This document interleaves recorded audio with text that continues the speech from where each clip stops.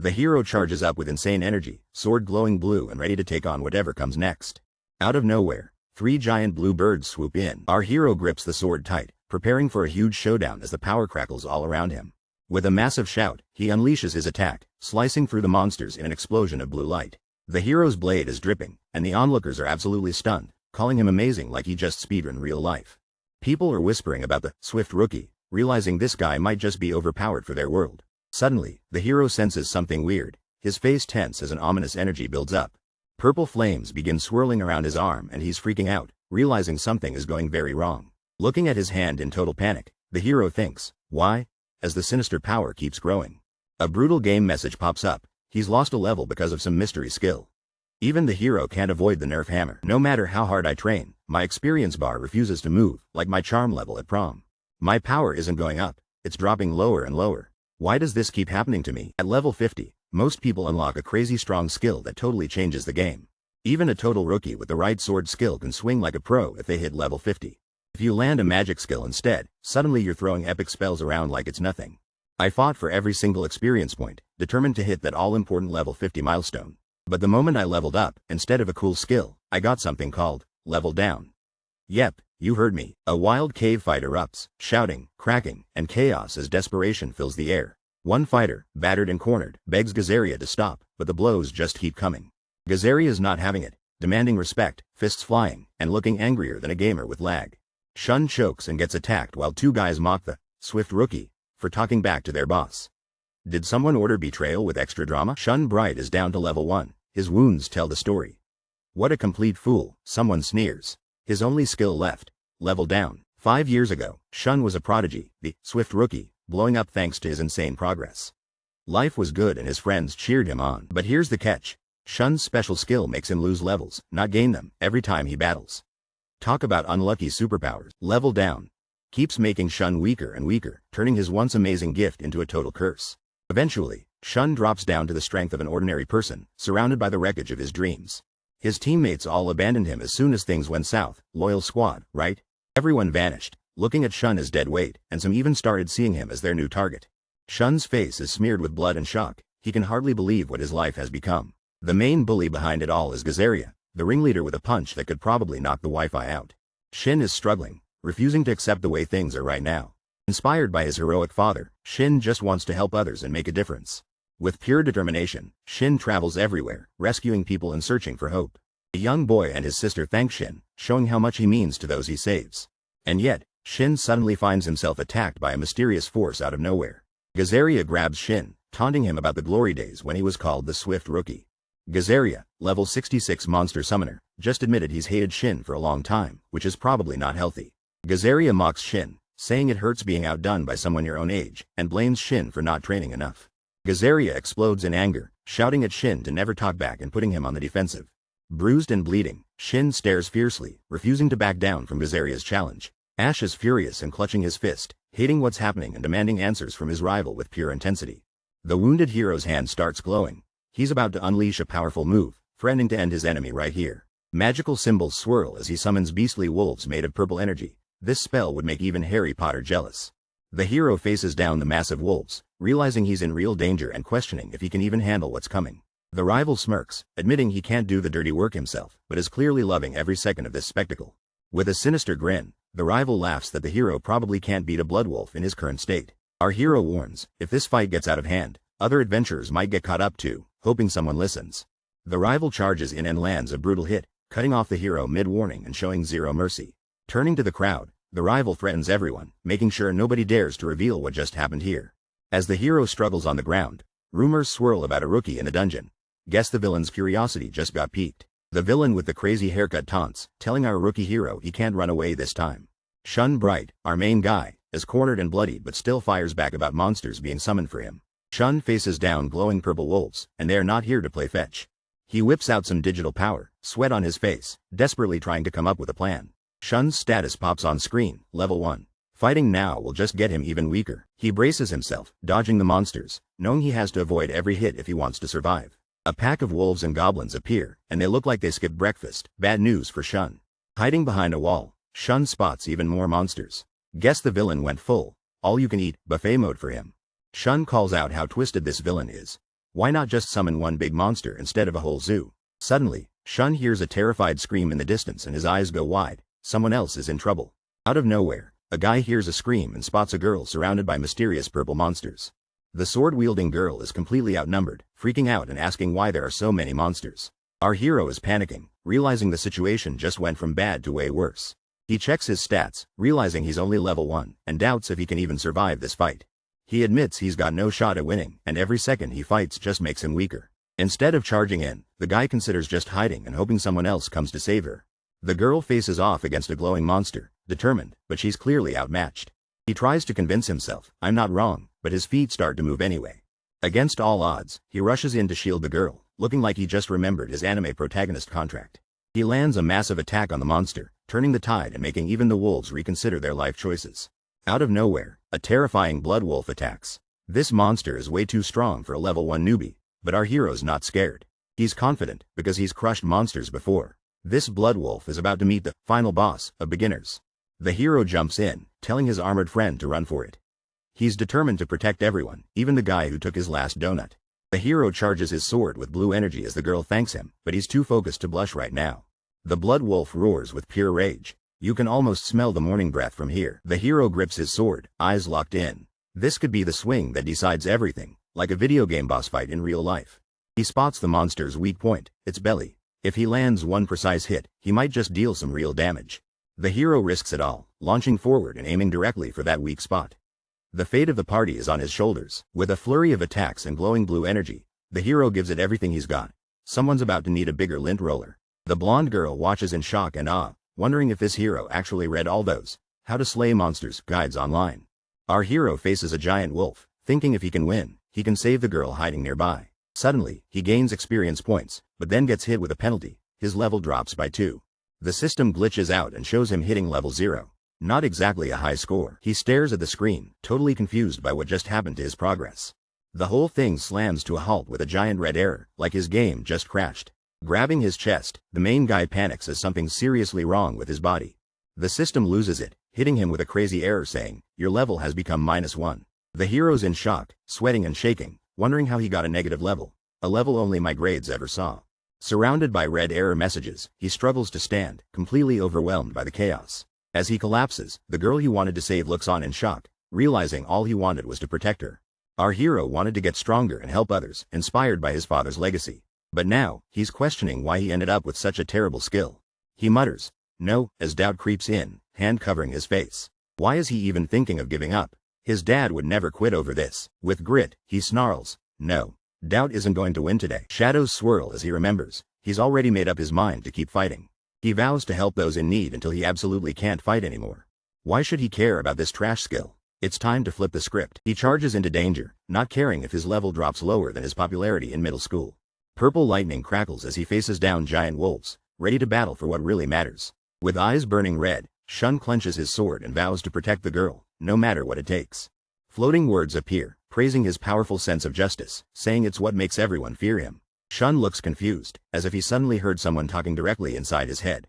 The voice congratulates Shun Bright for surviving and reaching this unbelievable state of power. Suddenly, Shun stands up glowing with energy, like he just unlocked the bonus round in life. 3 giant wolves charge at Shun, but he doesn't run. He faces them head on like it's a boss fight. Shun's eyes widen as he notices something strange happening with the wild beasts. The wolves glitch and freeze mid-attack. Shun wonders, did they just stop moving? Dark panels reveal the truth. By reaching negative level, Shun has lifted an ancient curse. Shun's body flickers with shadowy energy, realizing he's now free but also completely changed forever. Suddenly, the power of the world's reverse side is unlocked for everyone. This changes absolutely everything. The white-haired character freaks out, staring at his glowing hand. The world's reverse side? Even he's confused, and that's saying something. Our hero's level drops below 0, and boom, he's finally free from the curse that's been holding him back. But wait, now he can use the insane power of the world's reverse side, where nothing makes sense. Instantly, white-haired hero unlocks Black Flame Magic, his first error skill. Is this basically hacking reality? But there's a catch. He needs something called error points to use these wild new powers. Totally confused, our hero tries to figure out what world reverse side powers and error points even mean. He's surrounded by frozen monsters, but time itself has stopped. Even his calculator can't explain this one. Our hero's mind is blown. Logically, none of this should be possible. It's like pineapple on pizza. Suddenly, a mysterious golden figure appears, welcoming him with a casual, "Yo Tilda, looks like you made it okay." The hero spins around, bewildered, asking, is this guy a friend or another boss battle? As the hero approaches, he tries to figure out who this golden stranger really is. Our hero hears a mysterious voice and spots a glowing figure radiating with energy across the water. The golden stranger says time can't stay frozen much longer, raising the stakes for this meeting. There's just enough time for the glowing figure to promise a lightning-fast explanation. Suddenly, the golden hand reaches out and the hero is surrounded by shimmering, digital lights. The hero's eyes widen. Now he's receiving images straight into his brain like a psychic movie trailer. A vision of a menacing armored figure announces this world is cursed by a terrible XXX. The voice reveals the true curse. The infamous level system isn't a gift, it's a trap. Our hero floats in space, confused. How can getting stronger be a curse? Sounds like my workout routine. The glowing stranger reaches closer, confirming it. Power itself is their prison, and the limit is intentional. All humans are capped at level 99, but this hero has broken free and shattered the system. Only you, and nobody else, can unlock this hidden power.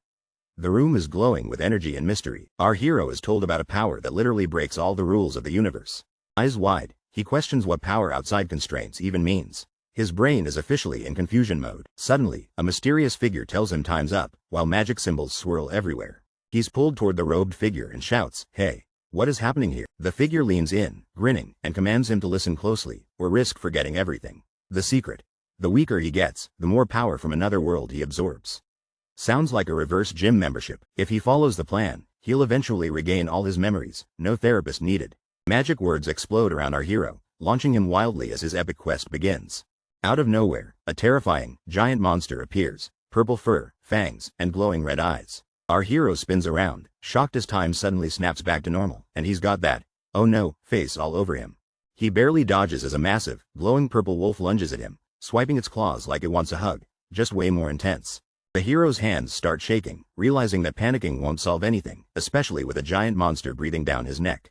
The purple wolves come charging, eyes blazing red, looking like they haven't seen a snack in days, and he's definitely on the menu. Desperate, the hero throws out his palm, activating an error skill, hoping this wild gamble actually does something cool. Suddenly, huge glowing text appears, "Black Flame Magic." This absolutely does not sound like the spell your grandma used for cookies. A colossal burst of black and purple fire erupts, totally dwarfing our hero. Even my Wi-Fi's not this fast. The hero's eyes go wide. Something is happening, and he's clearly as lost as we are. He watches as the wild new magic explodes out, baffled. What is this? My flame magic never looked this insane before. The hero marvels, confused but instinctively controlling his power for the first time, questioning why it feels like a memory instead of a new trick. The blonde girl is shocked, realizing someone just wiped out a pack of blood wolves with a single insane move. The black-haired guy is freaking out, asking what on earth caused such a crazy explosion behind him. The stunned blonde boy stares in disbelief, totally unable to process what just happened. The main protagonist turns around, daring his rivals to explain how he's still standing after all that. From the shattered ground, it's clear someone just took out an entire enemy group by themselves.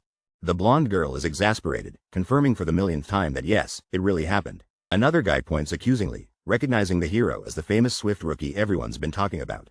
The blonde girl tries to keep everyone focused, refusing to let the conversation shift to the hero's reputation. Some are whispering nervously, saying it takes guts to pick a fight with Gazaria, the local big shot. The blonde girl introduces herself to Shun, flashing a smile that could melt a glacier. Maybe she's looking for a new party. Lise thanks our hero for saving her, but he's totally freaked out by how formal she's being. Lise insists on calling him Sama, and now he's stuck with this new title whether he likes it or not. The jealous guy in the back can't stand that our hero always ends up with the girls. Meanwhile, our hero is just confused. But surprise! His level suddenly drops to -1, which is even lower than my math grades in school. His status screen is glitching out, stats are a mess, and with defense this low, a strong breeze could probably knock him out.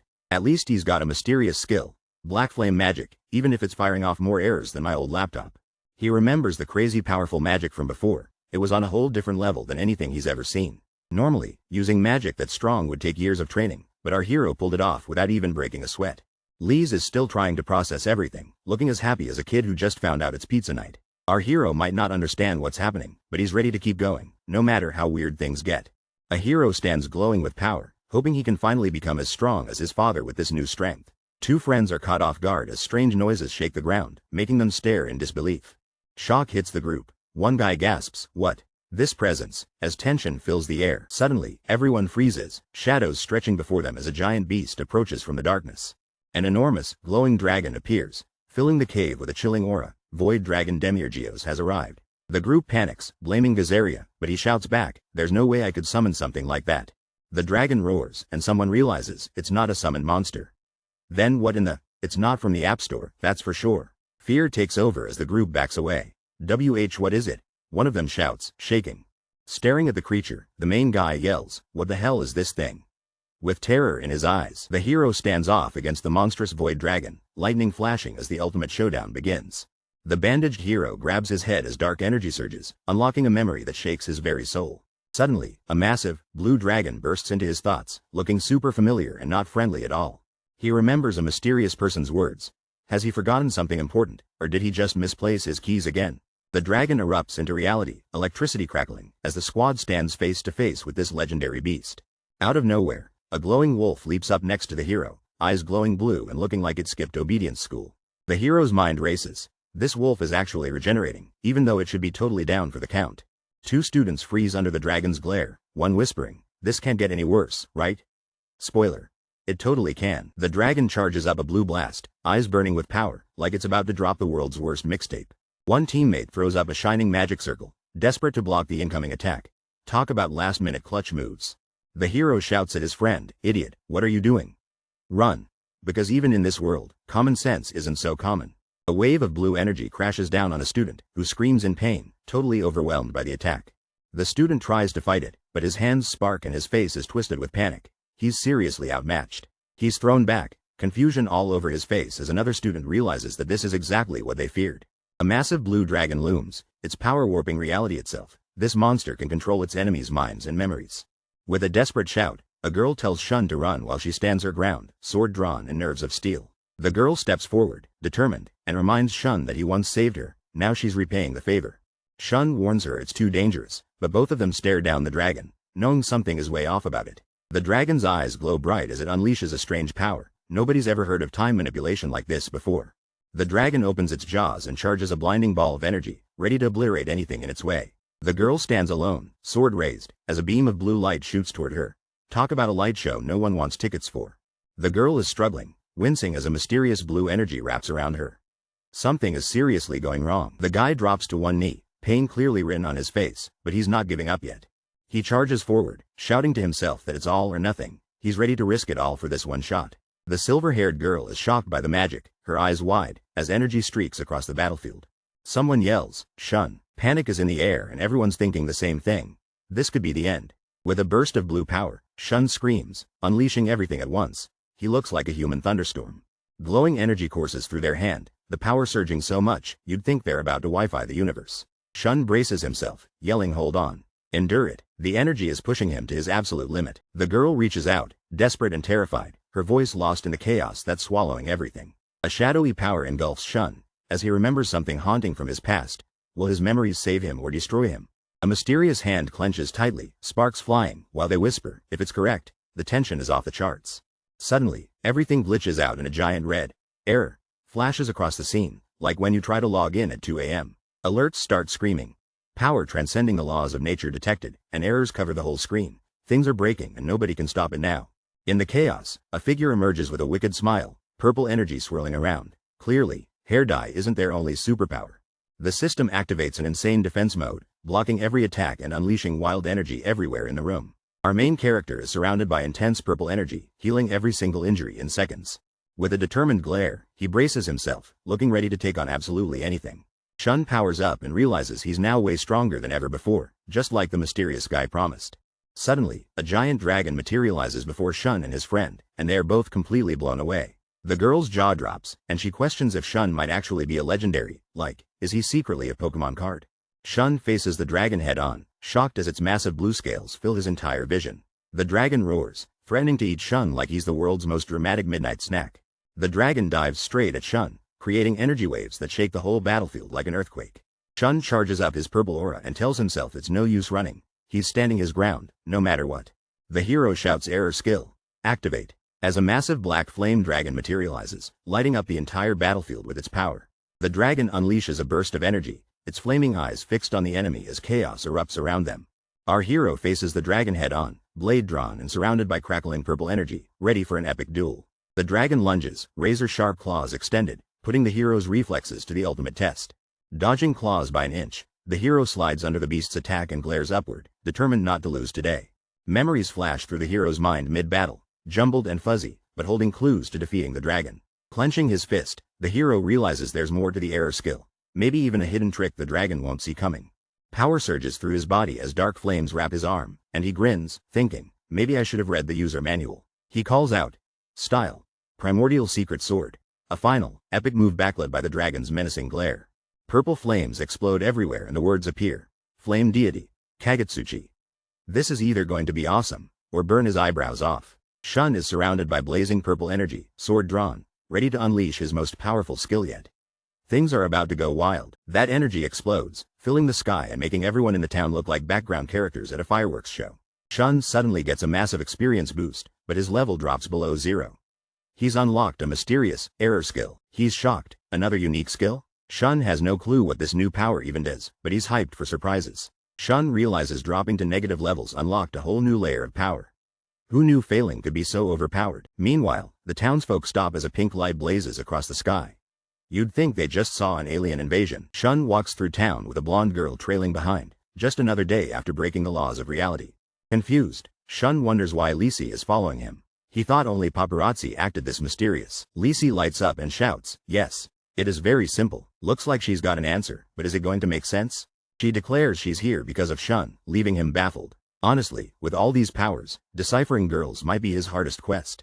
Lisi can't stop thanking Shun for saving her life, but Shun just wants her to move on already. Shun wonders if there's any reason to send Lisi away now, since they beat the Void Dragon and made it out alive. Shun grabs every monster drop he can from the dragon and decides it's best not to brag about his victory. Shun still can't figure out what's going on with his lost memories or why leveling down sent him to a weird place. Priority number 1. Shun wants to turn these rare materials in at the guild for some serious cash. Suddenly, Lisi assures Shun it's okay, throwing him completely off guard. Lisi insists he doesn't even need to go to the guild. She'll handle everything for him.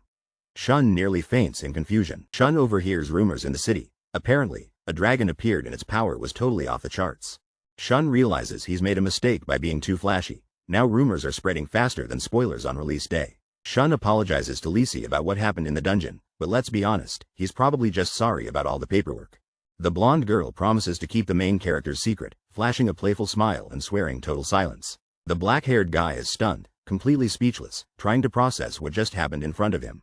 He can't believe it. She practically read his mind, and maybe she's not as clueless as she looks. The main character smiles thankfully, feeling an extra boost of confidence from her understanding.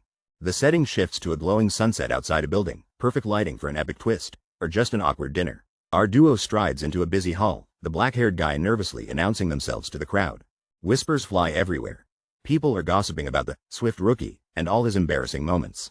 The blonde tells him to ignore the haters, because nothing says confidence like pretending you can't hear them.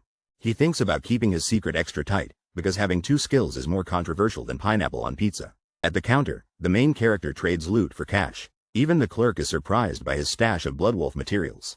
The girl with glasses suddenly asks Shun if he went to Dungeon 37 while inspecting a mysterious feather with intense focus. Shun looks nervous as he admits he went there. The girl beside him senses tension. Did someone discover the Void Dragon secret?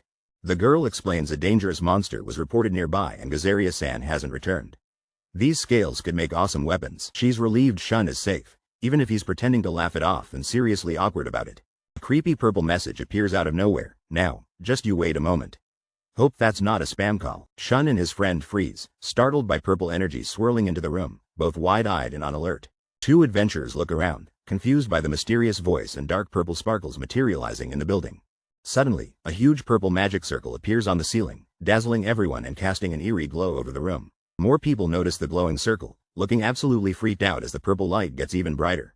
Out steps a menacing woman surrounded by dark energy, landing with enough attitude to make even the teachers run away. The group freezes as a mysterious, powerful woman appears, her aura crackling with energy. Everyone knows they're in trouble now. It's revealed. She's Yulisha, an S-rank adventurer and a master of illusion, making her one of the absolute strongest around. Yulisha is questioned about why she's here, and she mentions clearing out a dangerous dungeon before anyone else could step in. People can't believe it. Someone asks if she wiped out the monsters before arrival, and Yulisha casually confirms she did, like it's just another Tuesday. Yulisha's piercing gaze could probably shatter glass, and the tension in the room rises higher than my grades after a group project. She confronts Shun directly, pressing him hard with questions, making the group wonder if he's hiding something huge. Shun starts sweating, sensing a strange and sweet fragrance. Even facing down danger, he still notices the little things. Someone tries to warn Yulisha about Shun's ability that can lower power levels, hoping she'll ease up on the interrogation. They claim Shun can hardly defeat blood wolves, painting him as the weakest target in the room and raising even more suspicions. But then, Yulisha just smiles sweetly. When an S-rank smiles, you know something absolutely wild is about to happen. The girl with fiery eyes gives a stare so intense, I think she could microwave popcorn just by looking at it. Suddenly, the guy gets slammed with a force so wild, he looks like he just realized he left the stove on. While he's on the ground, the blonde laughs it off, saying rumors disappear faster than socks in a dryer. She leans in closer, asking Shun if he really has no clue what's happening, but he's totally lost and apologizes. With a sly smile, the mysterious girl looks like she's got the whole situation under control. She turns away, pretending to give up, while Shun thinks he's finally safe, for about 2 seconds.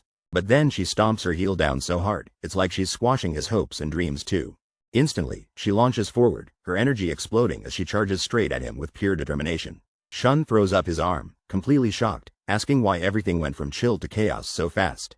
Their powers collide in a burst of color, and honestly, I haven't seen a showdown this wild since my last Family Uno game. The blue-haired guy swings, but realizes he's trapped in a mind-bending illusion.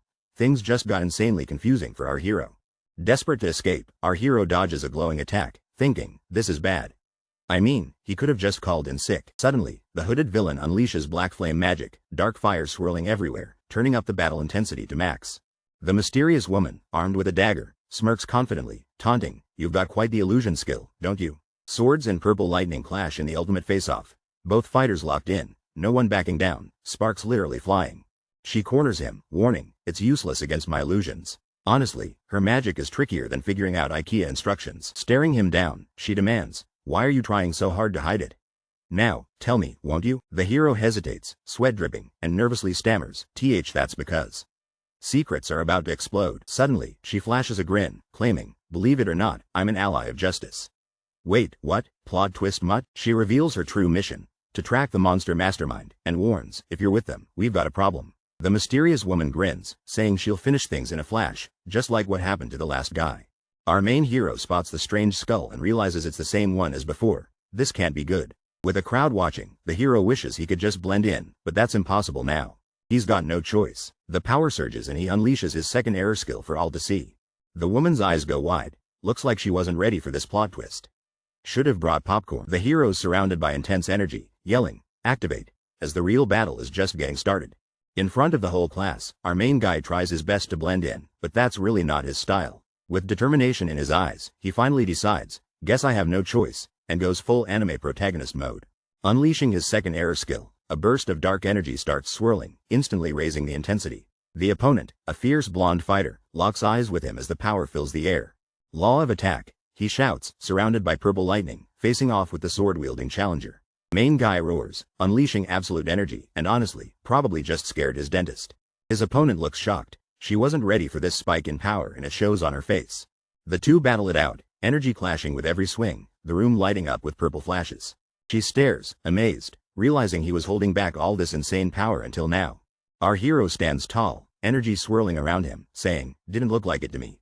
What a comeback. Lady Yulisha unleashes a wave of purple energy, but everyone's shocked Shun is actually still standing strong.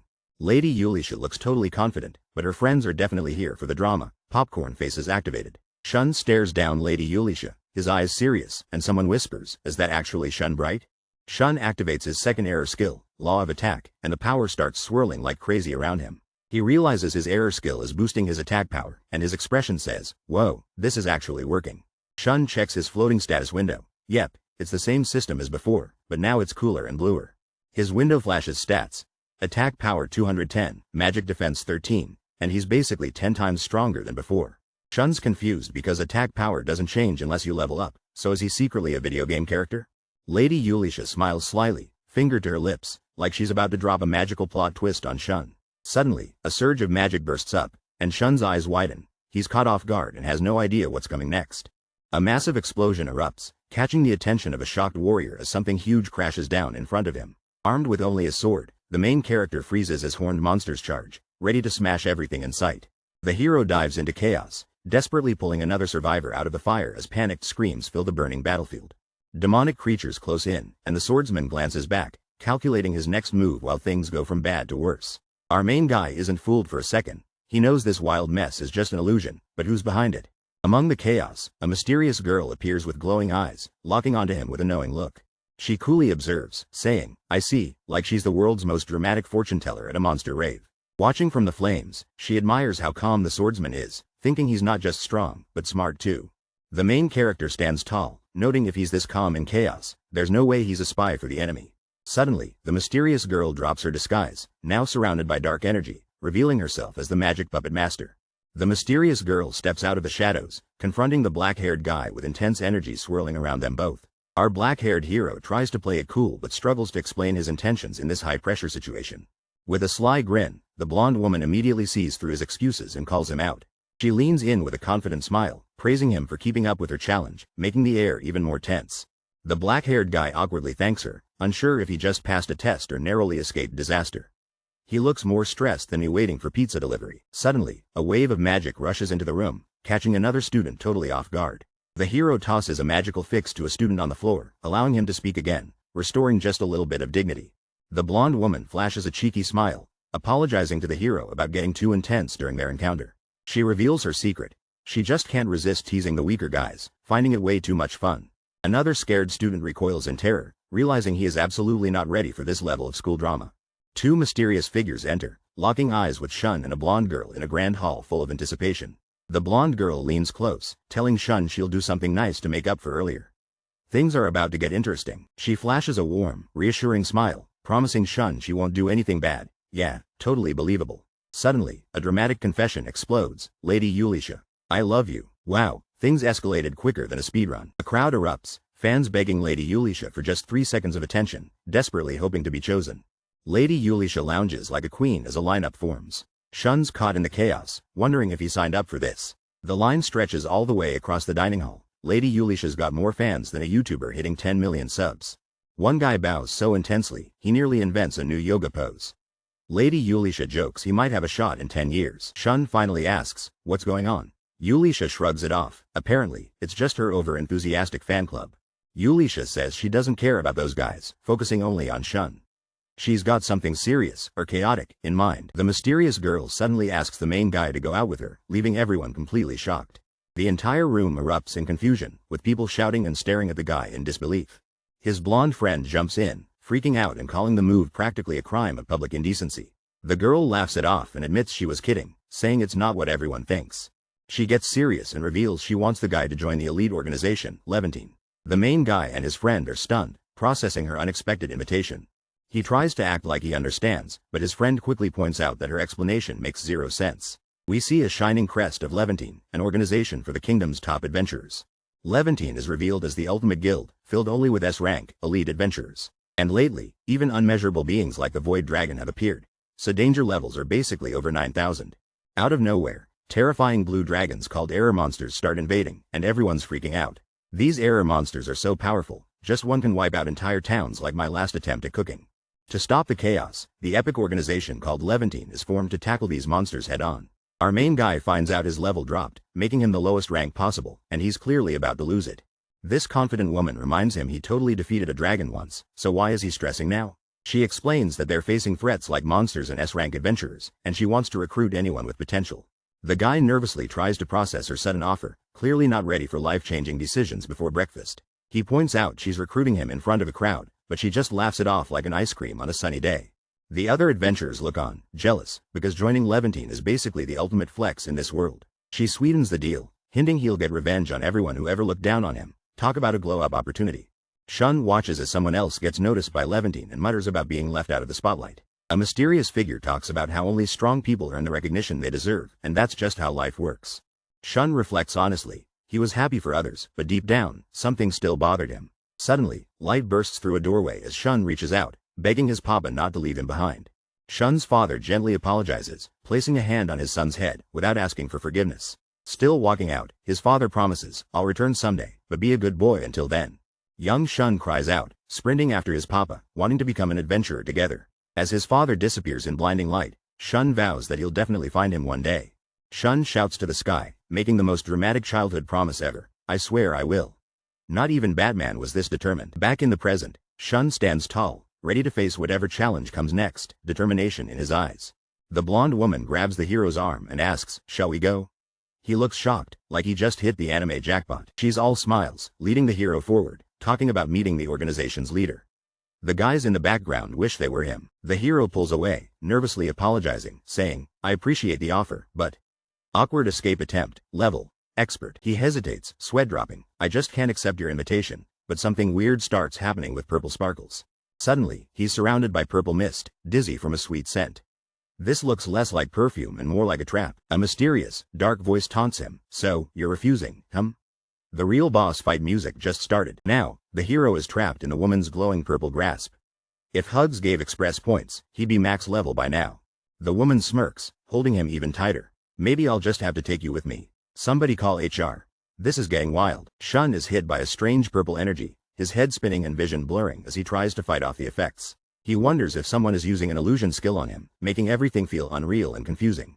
A mysterious woman steps forward with a hypnotic voice, trying to lure Shun in and control his mind. Shun drops to his knees in pain, reaching out and calling for Miss Ulysses as he struggles to resist.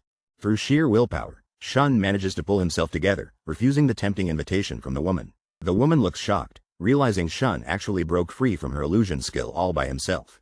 Suddenly, another girl jumps in, telling Miss Ulysses to back off because Shun clearly isn't enjoying this mind game.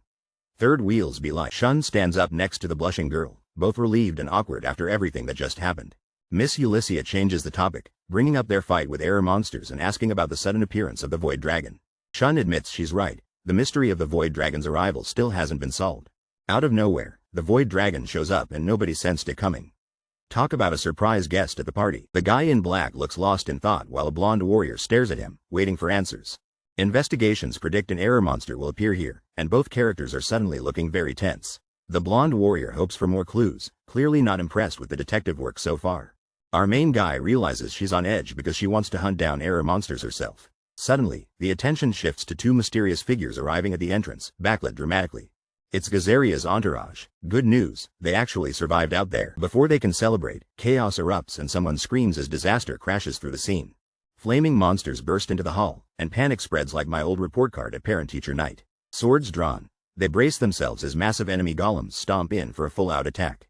Two warriors charge in with axes and swords, ready to face whatever challenge comes next. Fear is not in their vocabulary today. Out of nowhere, a fiery giant with glowing blue eyes makes a dramatic entrance, turning the whole battlefield into a sauna.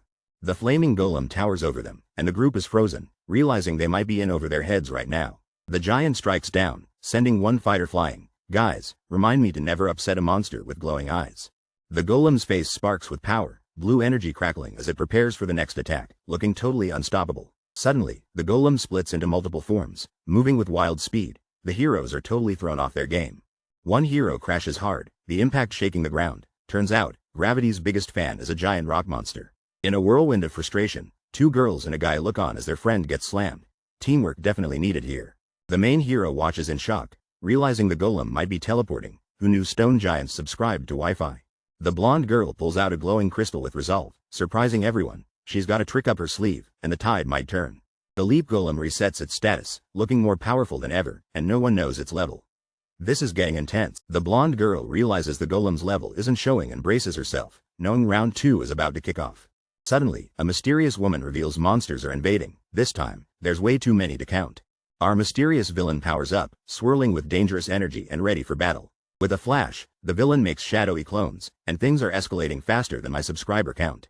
The guy on the ground spots Miss Yesha powering up, clearly worried for what's coming next. Yesha pulls out a glowing, purple dagger, declaring herself a champion of justice who can't stand evil. With determination burning, Yesha unleashes her full power, ready to fight for what's right. She charges in, unleashing a wild attack, aiming straight for the monstrous golem like it's her final boss. Yesha's clones move in behind her, radiating pure power, and it's clear the enemy is in big trouble now. The blonde warrior unleashes a storm of energy, blasting down with enough power to light up the entire battlefield. The sword guy can't believe it, her illusion skill just became real. If I had that power, I'd turn broccoli into pizza. The wild-eyed girl channels insane energy, laughing maniacally and vowing payback for any disrespect. Someone screams as explosions rip through the city, and the brown-haired hero sprints into the chaos. Hulking cyborg monsters crash in everywhere. There are so many that even Miss Ulysses might not hold them back.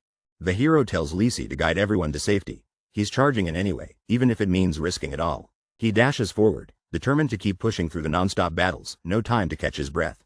A terrified boy begs for help as a massive monster raises its fist, ready to flatten him like a pancake. The hero leaps in, deflecting the giant's punch right in front of the kid. Talk about cutting it close. Suddenly, a message flashes. Skill activated. Principle of attack. Time to see if this power lives up to the hype. Our hero charges into battle, flames blazing behind him and a massive energy blade cutting through the chaos. The swordsman stands protectively, telling the scared kid to run for it while he faces the enemies alone. The kid bolts away, shouting thanks, while our hero glares forward, ready for anything. No pressure, right? He faces off against 3 giant glowing golems, fire everywhere, knowing this round won't be a walk in the park. He checks his screen, sweating as he calculates his fast-draining magic points. Looks like math class finally matters. A plan forms. There's just enough juice to use black flame magic, but only if he can take them out in one epic move. The hero refocuses, seeing the golems heading straight for him, destruction in their massive footsteps. Suddenly, a blonde fighter leaps into the action, outpacing the golems. Even the monsters can't keep up with Ulyssia. The realization hits. The key to stopping this madness might be right in front of him. The golems charge with insane speed. Our hero dodges with a look of panic. When stone giants sprint, you'd run too. Our hero rushes forward, determined to survive this insane challenge with the city burning behind him. It's now or never. Giant monsters with glowing eyes charge at him at terrifying speed, making Usain Bolt look like he's walking in slow motion. He barely blocks their wild attacks, realizing these monsters are way faster than expected. That's not fair. Someone nerf them. Even though he blocks every blow, the hero's health keeps going down. Does blocking even work in this game? One of the monsters sends him flying. He crashes hard but refuses to give up. The power of stubbornness is real. Pulling himself up with determination, he thinks there's only one way to bring these huge guys down. Time to big brain this. He reveals the secret. Their special skill isn't teleportation, so no cheating with disappearing acts. These monsters play by different rules. The monsters can only move in straight lines at crazy speed, like glitchy racing cars in a video game.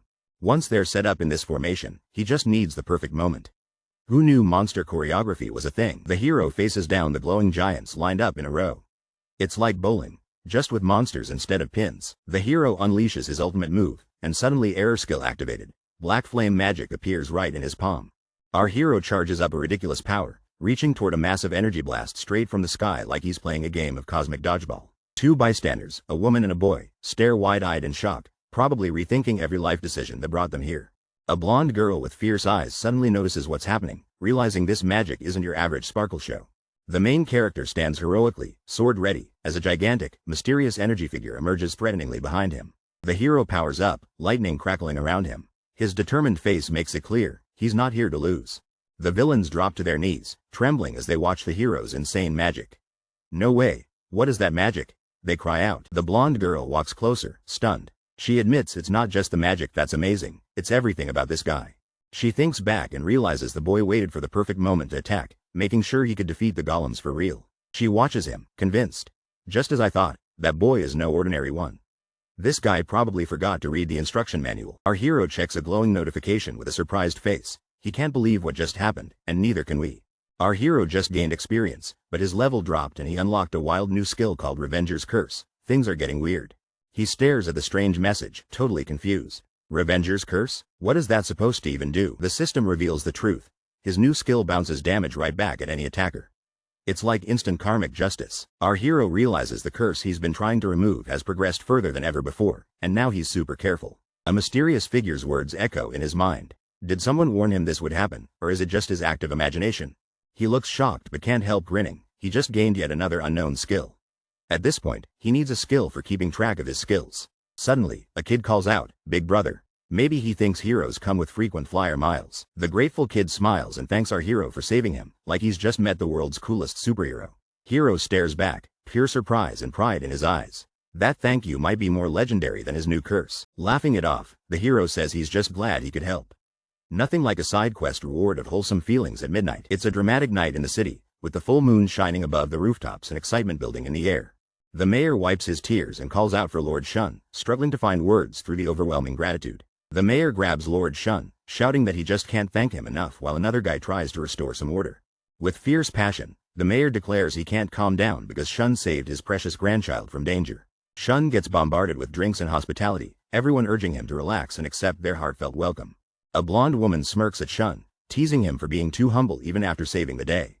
Modesty meter off the charts. She lifts a bottle, praising Shun and saying he has no reason to hang his head. He truly did save a life.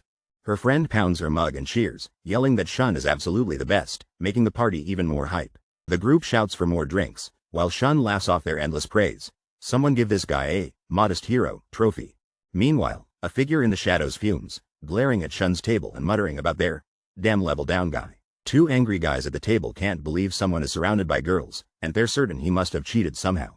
A kid jumps in and shouts at the guys, defending Big Brother Shin from their teasing. The kid isn't backing down and calls out the adults for acting childish in public.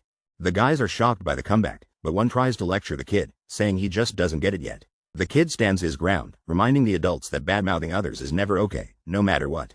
The kid flips the script, yelling at the adults and asking if they forgot they're supposed to be grown-ups. Meanwhile, Shun looks relieved, happy that things have finally calmed down, for now. A blonde woman drinks quietly, looking thoughtful while everyone keeps their distance.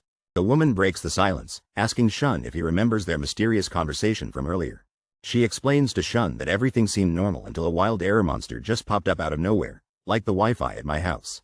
The main character wonders if the Void Dragon was summoned the same way, questioning everything he thought he knew about their world.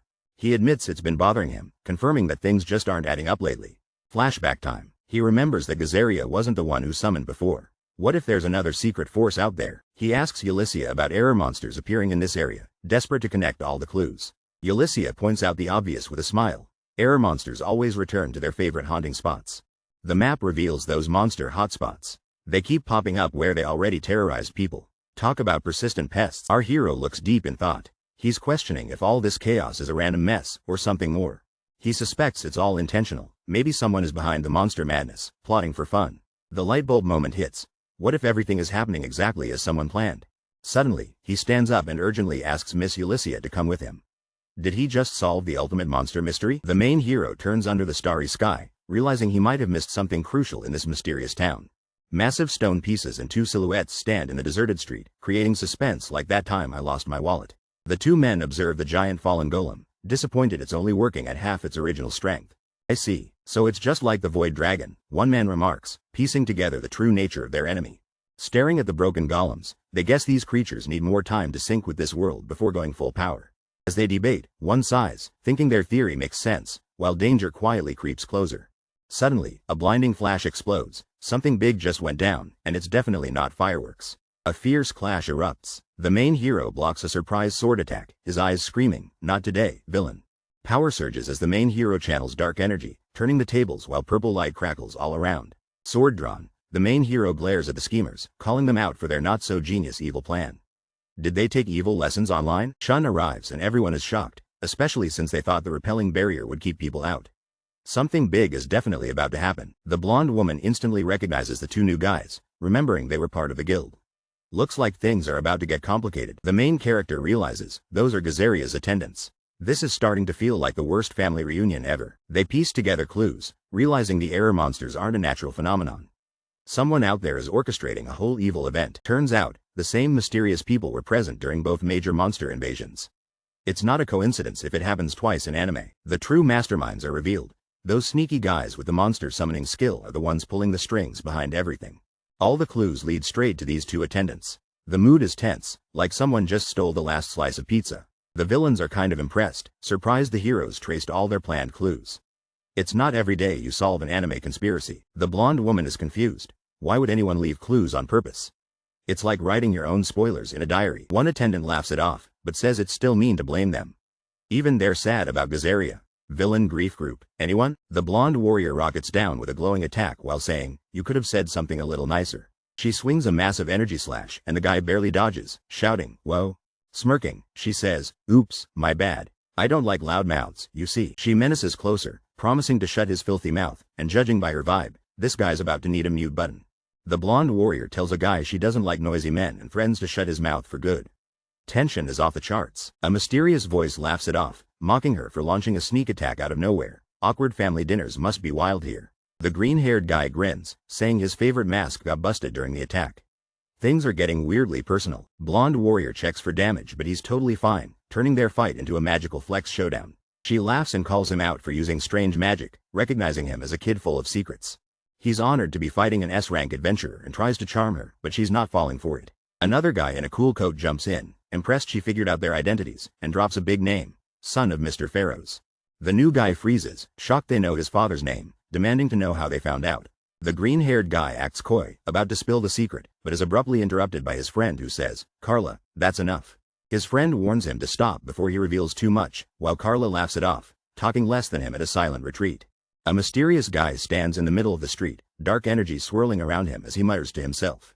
Blonde dude with a mark and a serious guy stare, tension so high you could cut it with Jimmy's budget. White-haired hero screams, demanding to know everything, eyes glowing with sheer determination. A desperate voice pleads, "Papa, don't go," and begs to stop the sacrifice before it's too late. Little Shun clings to his dad, promising he'll fight too if only his father would stay. Dad gives a sad smile, revealing he knows about Shun overhearing his fate-defining talk with Mom. Holding his son's hand, Dad apologizes, saying he can't be forgiven. He has to stop the evil god himself. Shun cries out, "No way," and wishes he could have been an adventurer with his dad. A vow is made. Shun promises to grow stronger and find his dad, no matter what. Years later, Shun trains alone with his sword, while townsfolk whisper he's the kid whose dad never came back. Everyone says erasing monsters is impossible, and the kid's training is just a cruel joke they're all laughing about in the background. The dark-haired boy gets mocked by his rival, who calls his dad a weakling right to his face. Two cocky guys taunt the boy, doubting his dad is the world's strongest swordsman or some kind of hope. The boy snaps back, shouting that it's not true, his dad isn't dead, no matter what anyone says. The bully decides it's time for revenge. Now the boy's in charge of his toys, and that can't mean anything good. Suddenly, a white-haired guy with a burning aura appears, demanding an explanation, and he is not in the mood for games. His presence gets crazier as his eyes glow red and that purple energy looks ready to end someone's TikTok career. One dude tries to play it cool, saying it's pointless and they won't explain anything. Spoiler. Terrible strategy. White-haired guy unleashes a wall of darkness, looking so intense even his shampoo wants to run away. The last guy looks terrified, eyes wide, thinking, "What?" Like he just realized he left the oven on. White-haired hero crashes down with explosive purple energy as the street shakes like crazy. All eyes are on him now. Everyone's shocked as our hero stands up, face to face with his cocky opponent and a surprised friend. The blonde villain laughs, calling the battle even better than the time they beat a giant leap golem. Ulyssia rushes in to help, but the white-haired hero tells her to back off and let him handle it alone. Determined, the white-haired hero vows to take them down himself, his eyes burning with resolve. Ulyssia realizes there's something important about this hero's father. Maybe he was the original Mr. Beast? The blonde villain mocks him, claiming to be scared, then points and dares the hero to take this new challenge. Suddenly, with a snap, giant stone golems appear, crackling with purple magic, ready to smash everything. Our hero faces off against a whole squad of glowing monsters, gripping his sword like he's about to speedrun this fight. The blonde villain rallies his monsters, yelling for everyone to take the hero down at once. Crowd control in real life. The ground explodes as a wave of energy rips through, sending boulders flying and shocking everyone around. A blonde sword fighter gasps, caught off guard by the sudden burst. She's clearly not ready for what's coming next. Another fighter with a sinister grin watches the chaos unfold, totally unfazed like he just saw someone skip leg day. A shadowy figure tightens their grip on a sword, mocking the others, got taken out in a flash, like it's just another Tuesday. "Don't fool around, Carla. You heard the message too, right?"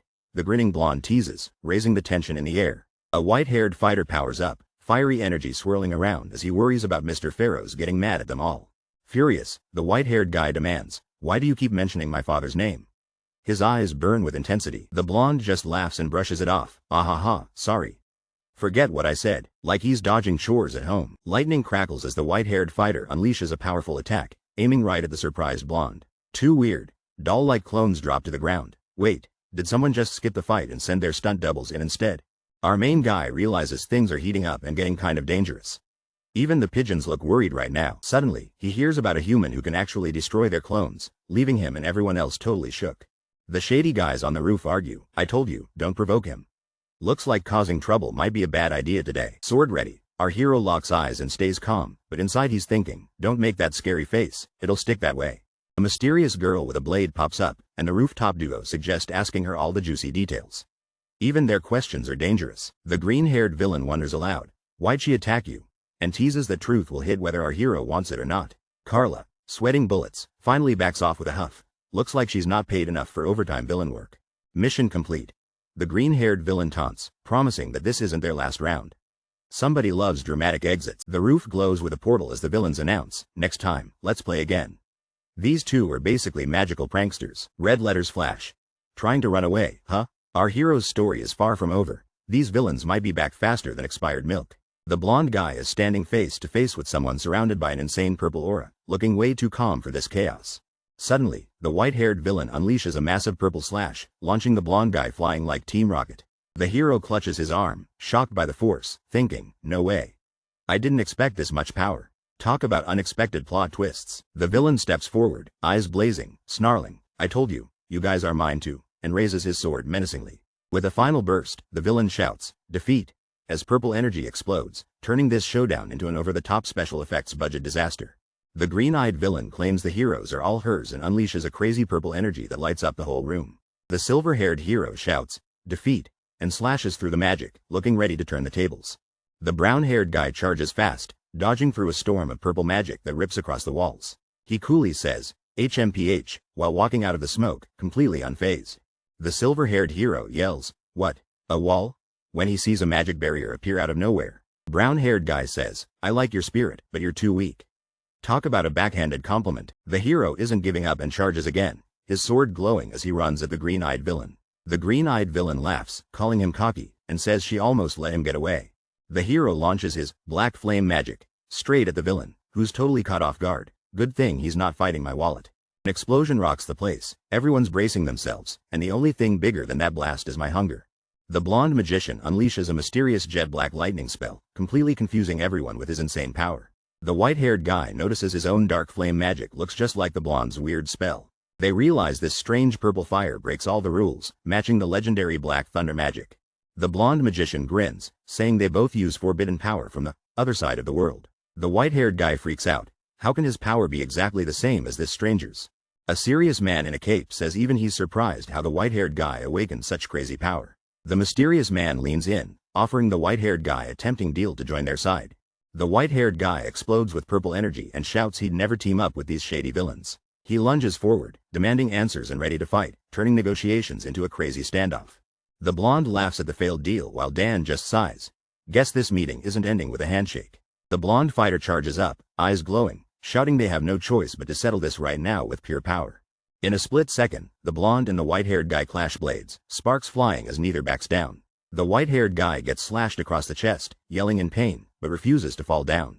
The blonde warrior stares, shocked at what just happened, questioning if this guy really is that person's son. Suddenly, the white-haired guy powers up with a purple aura, launching a wild counterattack right at the blonde. The white-haired guy realizes the blonde's skill is instant movement. Dude can literally teleport things.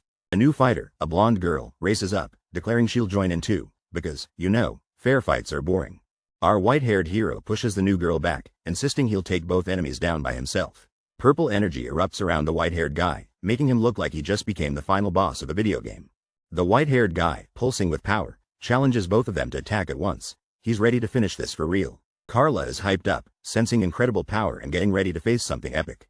She looks way too excited for this. Carla questions if going solo is totally nuts, but she's got that I'm loving this villain grin on. The serious guy warns not to take Carla lightly. He's about to go all out, someone's respect just got intense.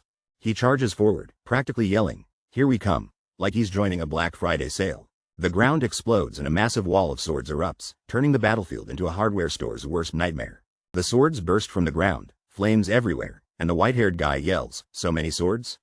Bet his insurance doesn't cover this. Carla's eyes light up with the mountain of swords behind. She's ready to show off her special ability. Now it's getting real. The white-haired guy stares up as swords rain down like meteors. There's no umbrella in the world big enough for this. With the trick complete, he braces for what's basically an unavoidable reign of doom. This guy's confidence is next level. He faces the incoming barrage, swinging his sword at lightning speed, trying to slice through every danger flying at him.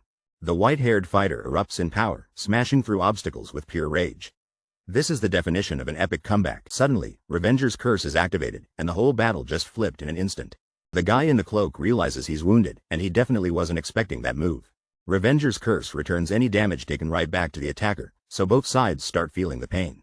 The blonde fighter gets slashed up, realizing there's no escaping the curse this time. White-haired guy charges forward, fully unleashing the revenge power, and honestly, I'd be running. The cloaked enemy is shocked, yelling he can't believe Revenger's curse is being used.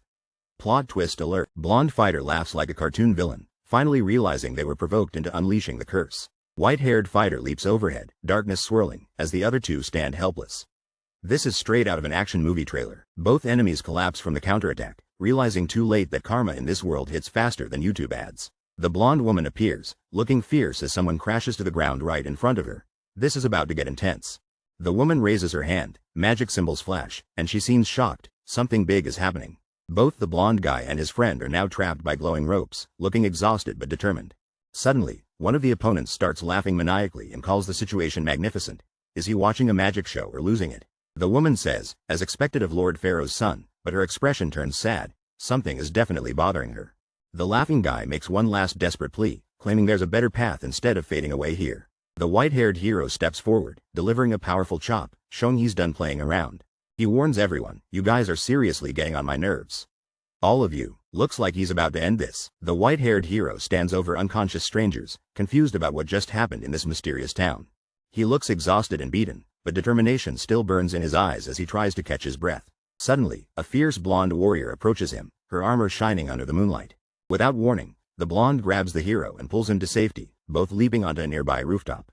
Catching his breath, the hero checks if the blonde is hurt, showing he's ready to protect his new ally. She studies him in silence, realizing there's more to this guy than meets the eye, like a secret superhero. Together, they stand over the unconscious bodies, trying to piece together what's going on in the moonlit night. The blonde, Euresia, tells the hero not to worry with a confident smile, like she's got it all handled. Euresia reveals she's already called for backup, and the guild members arrive bathed in a dramatic glow. The hero sighs, realizing the guild members showed up just a moment too late. Classic, right? Shun's beat up and desperate, clutching a glowing red potion with resolve. This could be his one shot at a comeback. A confident blonde hands Shun a special potion, calling it her big sister's secret superior recovery potion. That stuff looks like it costs more than my car. The blonde flirts hard, offering to help Shun drink the potion mouth to mouth. Shun freaks out, but swears he's got it covered. He gulps down the potion like it's Mountain Dew at a LAN party, determined not to embarrass himself in front of the pretty lady. Shun thanks the blonde, realizing she just gave him an insanely valuable healing potion. Who knew health insurance could be so dramatic? The blonde turns serious and tells Shun they need to talk alone. The mood instantly shifts. Things just got real. Shun hesitates, clearly nervous about what's coming next, while the blonde insists there's unfinished business between them. She finally reveals it's about Shun's father, saying there's something important she needs him to know. Shock hits. Shun learns his father is the one behind the error monsters. Plot twist bigger than my tax return. Shun snaps, refusing to believe it and questioning Euresia-san. Everything he thought he knew is about to change. The blonde warrior admits her feelings but says Levantin figured things out 5 years ago, dropping some seriously awkward vibes at the table. She confesses she was super suspicious of the main guy before, hinting there's more to this hero than meets the eye. The dark-haired hero nervously brings up a mysterious figure, Pharaoh's, and how others are hinting at his shady involvement. A mysterious silhouette promises the investigation into Pharaoh's is just getting started. This is about to be Netflix-level drama. The blonde warrior stares in silence, admitting it's shocking to learn, but honestly, what's an anime plot without wild twists? Shun Bright enters the chat, a legendary adventurer everyone knew, with an introduction that's brighter than my future. Shun even fought dragons with the power of a true S rank. Basically, he made everyone else look like background characters. Even if everyone teamed up against him, Shun was just that strong. Seriously, did this guy eat protein shakes for breakfast? But everything changed after he fought the evil lord. If you thought plot armor was thick before, just wait. The blonde warrior apologizes to Shun, saying he deserves to know the truth about his father. Family revelations always hit hard. Our hero realizes the whole recruitment talk is way deeper than he thought and he's finally connecting the dots. He figures out Levantin wants him not just for his void dragon skills, but to keep an eye on him. The blonde woman sighs, calling him out for hiding things, just like his father apparently did. With tension rising, the blonde tells the hero not to feel down, since they're all doing their best for the country. The hero is told straight up that no one's forcing him to join if he doesn't want to. Meanwhile, in a shady corner, two mysterious people suggest he ask another girl why she attacked him. Without hesitation, our hero dramatically asks to join Levantin, determination blazing in his eyes. He admits that if their goal is to find his father, then they're on the same team. Classic family drama, am I right? The hero confesses his whole adventurer life has been a search mission for his dad. Suddenly, another girl crashes through the door, and everyone's jaw drops. Talk about a dramatic entrance. Lisi bursts in, panicking and calling out to Shun, completely shocked by what's happening tonight. Lisi grabs Shun and shouts, "You can't abandon me," and run away, as he tries to escape her surprise hug. Lisi pleads with Euresia, fists clenched, begging, "Please take me with you too," making things super awkward. Euresia explains they're heading to Levantin's organization, but anyone can join if they pass the recruitment test. Lisi lights up, not even fazed, and claims she'll ace that recruitment test with her amazing power.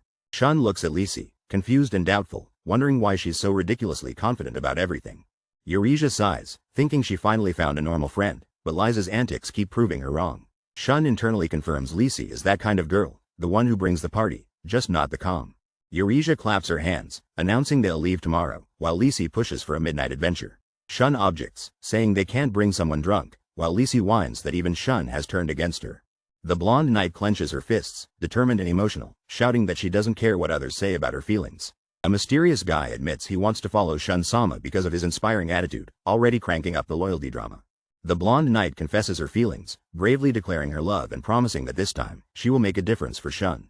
Bursting with resolve, the knight promises to make Shun-sama's happiness come true, like she's going for the ultimate high score in life. The guy looks determined as the blonde knight questions if his resolve is still strong, raising the tension like a boss battle.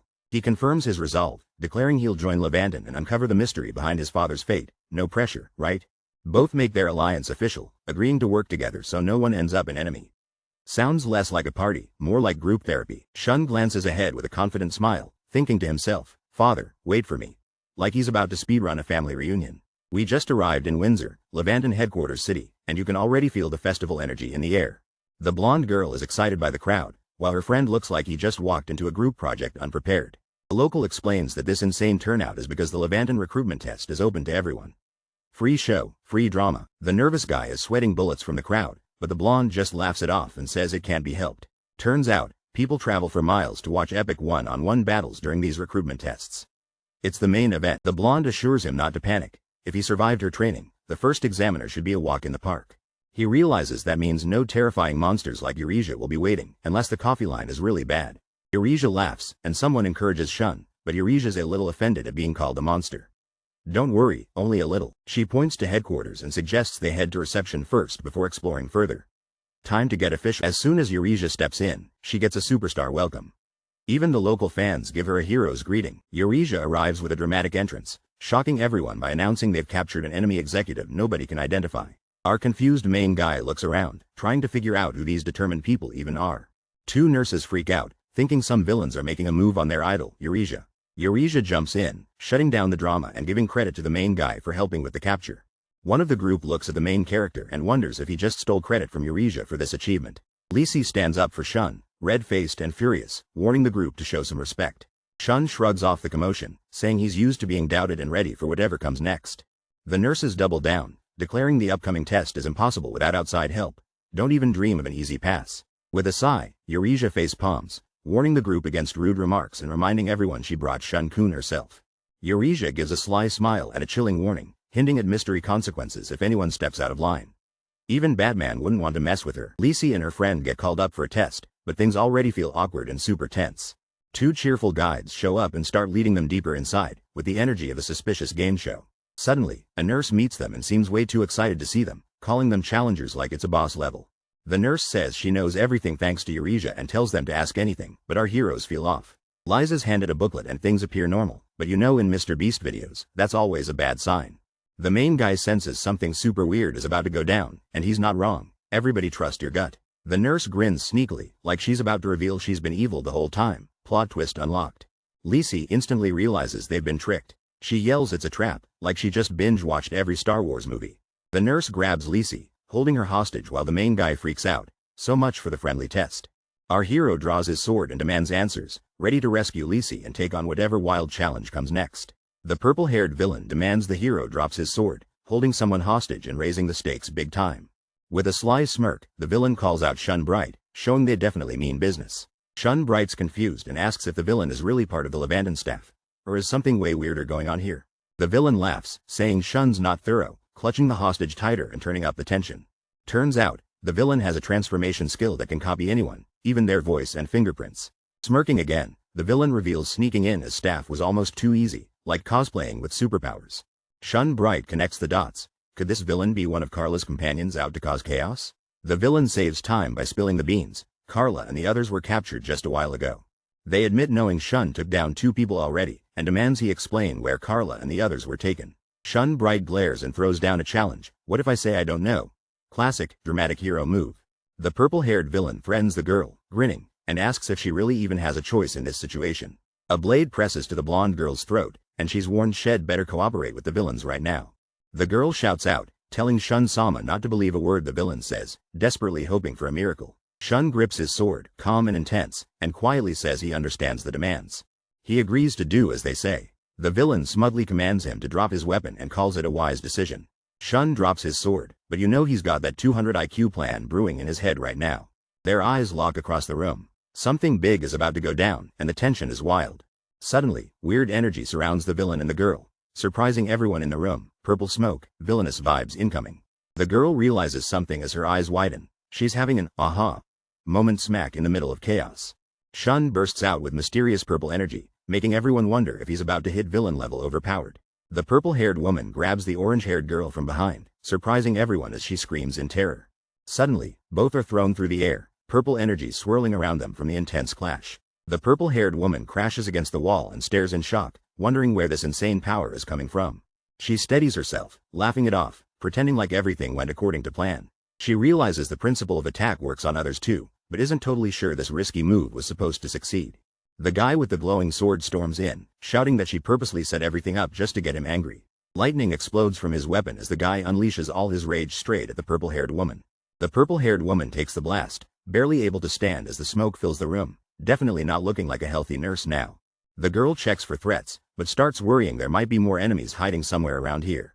The main guy rallies everyone, shouting at the top of his lungs, "There's an intruder here." "Just your average Monday, right?" A girl surrounded by smoke frantically calls for backup, revealing the enemy is one of Carla's companions. The tension in the room is insane. Shun Bright and Lisi Schnur get the surprise of their lives. Someone announces they both passed the preliminary test. Honestly, did they just win the anime Olympics? The purple-haired woman congratulates the duo, saying they did a perfect job and passed the test. But there's still tension in the air. Confused, the woman questions if that wild event was actually a test, and the purple-haired lady admits it was all part of Levantin's plan. The purple-haired woman smiles slyly and apologizes for the surprise, but it's clear she enjoyed catching them off guard. The brown-haired guy sighs, saying these kinds of tests are terrible for his heart, and wonders why it had to be so stressful. The purple-haired lady explains they have strict reasons, hinting anyone could be an informant. Trust is earned the hard way here. Tension spikes as the boy asks what happens if he doesn't know.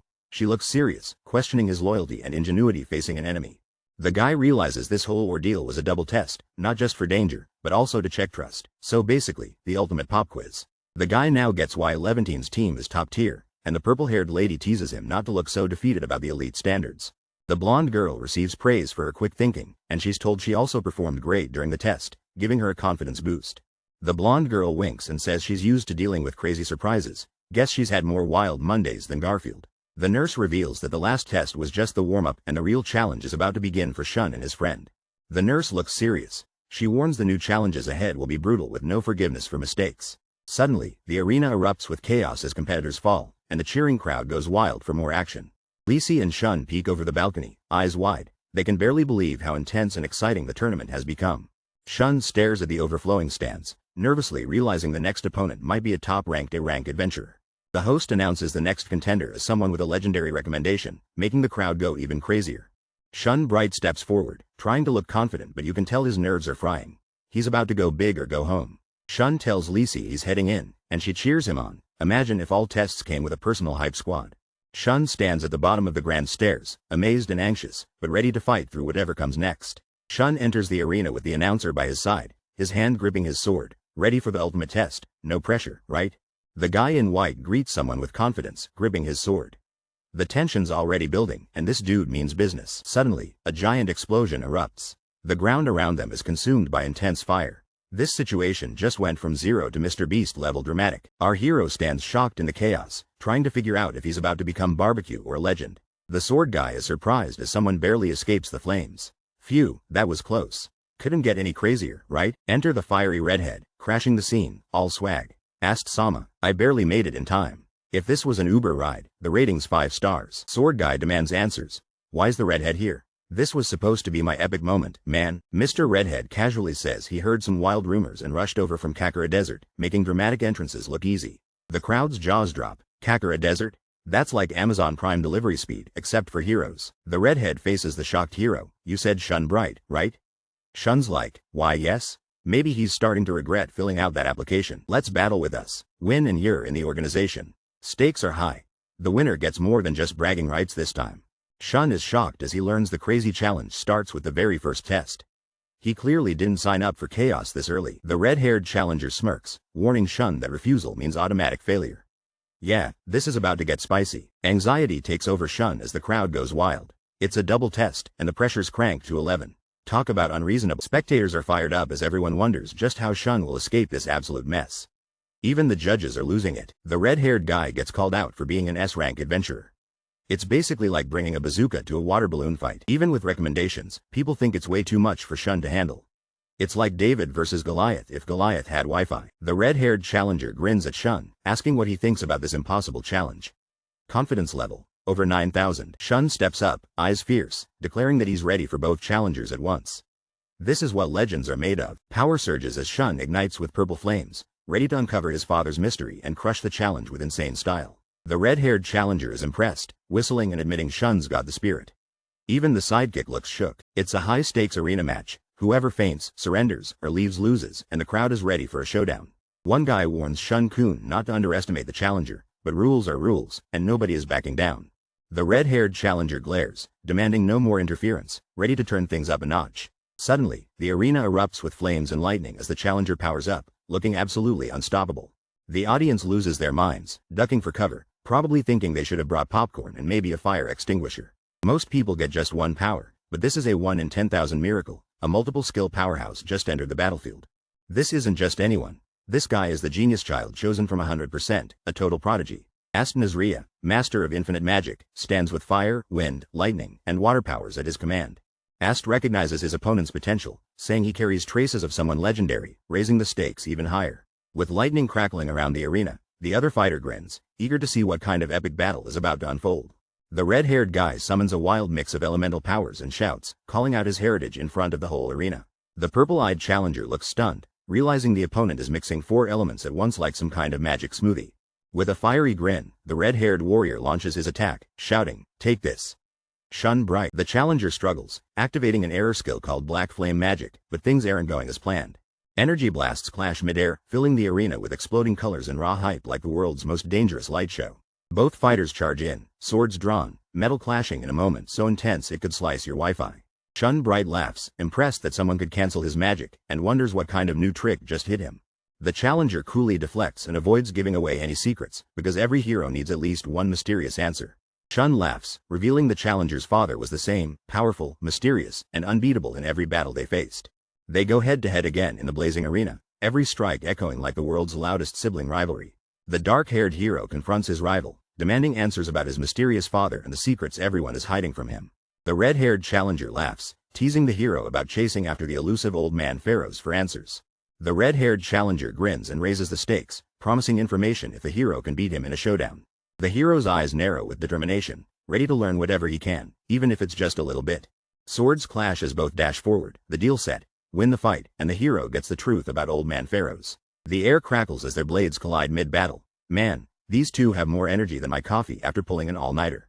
The white-haired guy launches a surprise attack with insane speed, locking eyes with the orange-haired rival in a deadly showdown. Both clash swords, making sparks fly. It's an epic test of power as the force almost blasts them off their feet. White hair demands answers, shouting, "Tell me what you know, right now."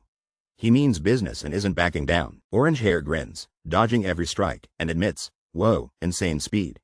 Apparently, he's the anime equivalent of a sprinter. White hair's not joking around. He pushes harder, impressing his opponent so much that he gets promised a single answer out of respect. Orange hair leans close, revealing something wild. That old man, he's the founder of Islevanton. The fight heats up again, swords clashing even harder. Neither one's letting up, and everything's on the line. White hair is shook. His own father was Levantin's founder the whole time, but nobody told him a single thing. Orange hair laughs, "Looks like you know nothing." But if white hair can beat him, he'll spill even more secrets. Suddenly, a new guy in a white suit steps in, saying he'll help too. Looks like this test is about to get way more unfair. The red-haired boss stares down, making the nervous student sweat bullets with just a look. This is about to get intense real fast. In one swift move, the boss knocks the shaking student out of the way, declaring, "I want to fight him one-on-one." The fallen student lies on the ground, sword crashed beside him, while the boss stands over him, totally unimpressed. The boss faces the next challenger, sword ready. He sets the rules. Beat him alone and you pass. Simple, right? The new guy with silver hair steps up calmly, but says not to expect things to be any easier. He's ready to rumble. The red-haired boss suddenly bursts into flames, grinning like this is a summer grill party, except the stakes are a bit higher. Silverhair drops into a battle stance, undaunted by all the fire. He's thinking this boss is built different. The boss lights up like a Christmas tree, yelling, "Come at me. I'll fight you harder than before." Someone's been drinking too much energy drink. The silver-haired challenger charges in swinging, letting out a mighty roar. This is turning into an anime showdown for the ages. Both warriors clash in a blur of purple energy and flying sparks. I've seen fewer fireworks on New Year's Eve. The red-haired guy laughs, impressed by his opponent's sword skills, calling him the old man's son. The white-haired challenger rises, pointing out how clueless his rival is when it comes to magic. Lightning crackles as the red-haired duel master pins his opponent, using speed and brute force. He reveals the secret. Swordsmanship is all about footwork, saying if he controls the feet, the bottle's his. With a dramatic motion, the red-haired guy slams his rival, saying, "This is what happens."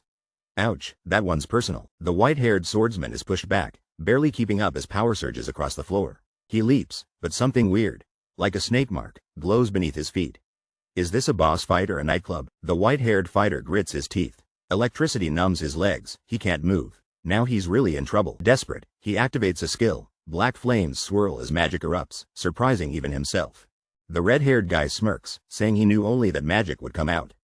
Dude flexes harder than a smartphone battery. The mysterious white-haired mage laughs as purple energy swirls. The red-haired hero stands his ground, but things are about to get wild. With a confident smirk, the red-haired hero activates wind magic.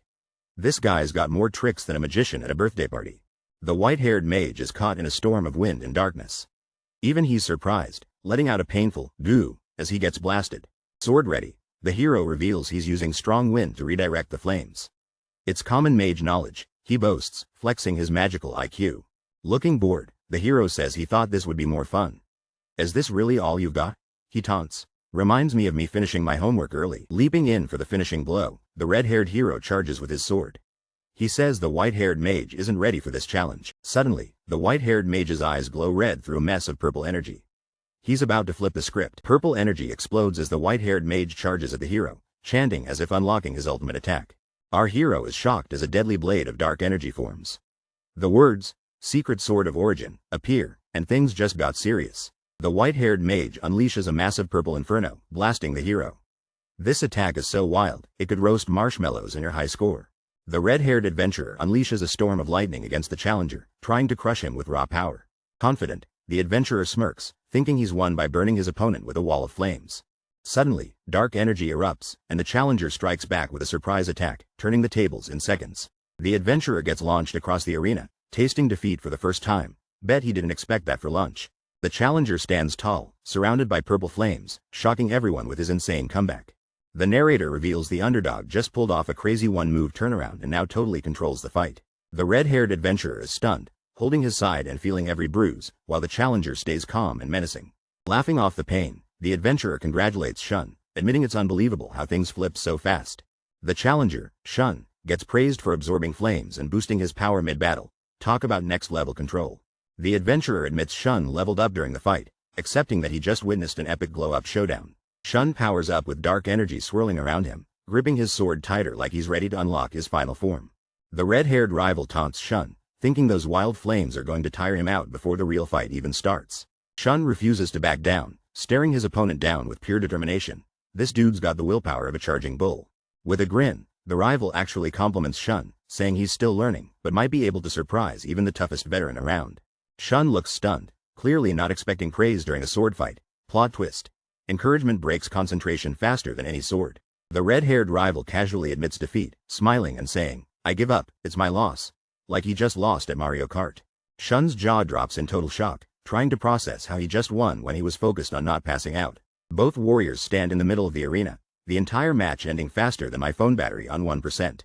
The crowd explodes as Shun Bright is declared the winner, standing proud with his sword, stunned by his own victory in the arena. His blonde teammate nearly jumps out of her seat, fists pumping, cheering, "You did it." Her hype level is literally over 9,000. A cool blonde spectator smirks, saying Shun actually made her nervous. Not every day someone keeps her guessing in a fight. Down on the field, Shun asks his fiery opponent why he held back, noticing he had energy left even after the battle. With a cocky grin, the orange-haired guy admits Shun caught on, revealing there's more to his power than meets the eye.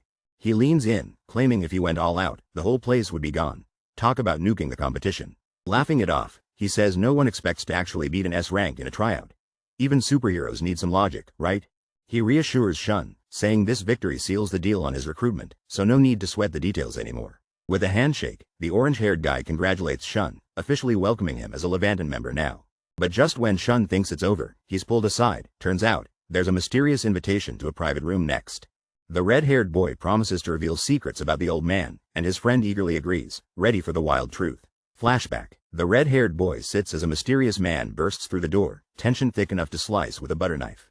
The mysterious man, looking super serious, asks if the red-haired boy could spill everything he knows about his own father. The red-haired boy leans back, preparing to drop some dramatic family secrets that will blow everyone's mind. He admits he still can't believe it. 10 years ago, something so crazy happened, it feels like a plot twist no one saw coming. The bombshell drops. The old man supposedly assassinated the crown prince of the country. This family reunion just got intense. Suddenly, it's 12 years ago, and the red-haired boy is fighting for his life against a ferocious winged lion monster. He's surrounded, thinking this monster is way out of his league. Even he wishes had brought a level 9000 cheat code. Battered but not broken, the red-haired boy stands strong, clutching his hurt arm and refusing to quit. Memories hit hard. A boy and his little sister, Arya, walking forward together, bonded as siblings through it all. This giant lion monster is about to blast our hero, and honestly, he looks like he might need backup right now. Our red-haired hero smirks, thinking the monster can't make a comeback from that last hit. Suddenly, a cloaked warrior slashes through, saving the day and leaving the lions stunned and defeated. The armored warrior turns, flames everywhere, checking if our hero is safe. You know he just nailed his superhero entrance. The warrior tosses a glowing vial to the shocked redhead, saying, "Use this," like it's a real-life RPG quest. Our hero stares at the potion, realizing it's a super rare X potion, worth more than a week's allowance. The armored guy explains the place is an enemy research facility, making our hero feel better for struggling so hard. Redhead asks what he means by research, but the knight just lights something up, too mysterious, probably watched too much CSI. Both stare as the warrior burns the monster's body, and our hero is one away from passing out. The redhead freaks, warning him that without the monster's head, there's no proof he even won. Rules are rules. The mysterious warrior steps forward and declares the chimera an error monster. Things are heating up, and not just because of the fire. The chimera's special ability is regeneration. Unless it's completely destroyed, it can keep coming back to life. The red-haired guy freaks out. He's realizing he's facing an immortal monster. This challenge just got way harder. The swordsman reveals the chimera is from another world. If left unchecked, it could destroy entire countries quicker than Mr. Beast spends money. Shadows dance around the swordsman's intense glare as he prepares a mysterious, dark magic with utter confidence. He unleashes a gigantic purple energy blast with his sword, lighting up the whole battlefield like a cosmic fireworks show. The red-haired guy stares at the explosion in shock, barely believing what just happened. What did I just witness? Amazed, the red-haired guy thinks this swordsmanship and magic combo is insane, way cooler than his usual fire magic. The red-haired guy begs the swordsman to take him on as an apprentice. He wants to learn that epic magic and swordsmanship. The swordsman walks away, telling him to give up. People from this world can't master his crazy power. But our hero refuses to quit. The red-haired adventurer assembled elite warriors, building a legendary guild called Levanten for one goal: protecting the world. The plan wasn't just about saving a country, it was about saving the whole planet from terrifying error monsters. Our hero with violet eyes grins. Saving the world is exactly what his father would do, totally classic dad move. The red-haired guy remembers how people laughed at his dad's huge dreams, but not for long.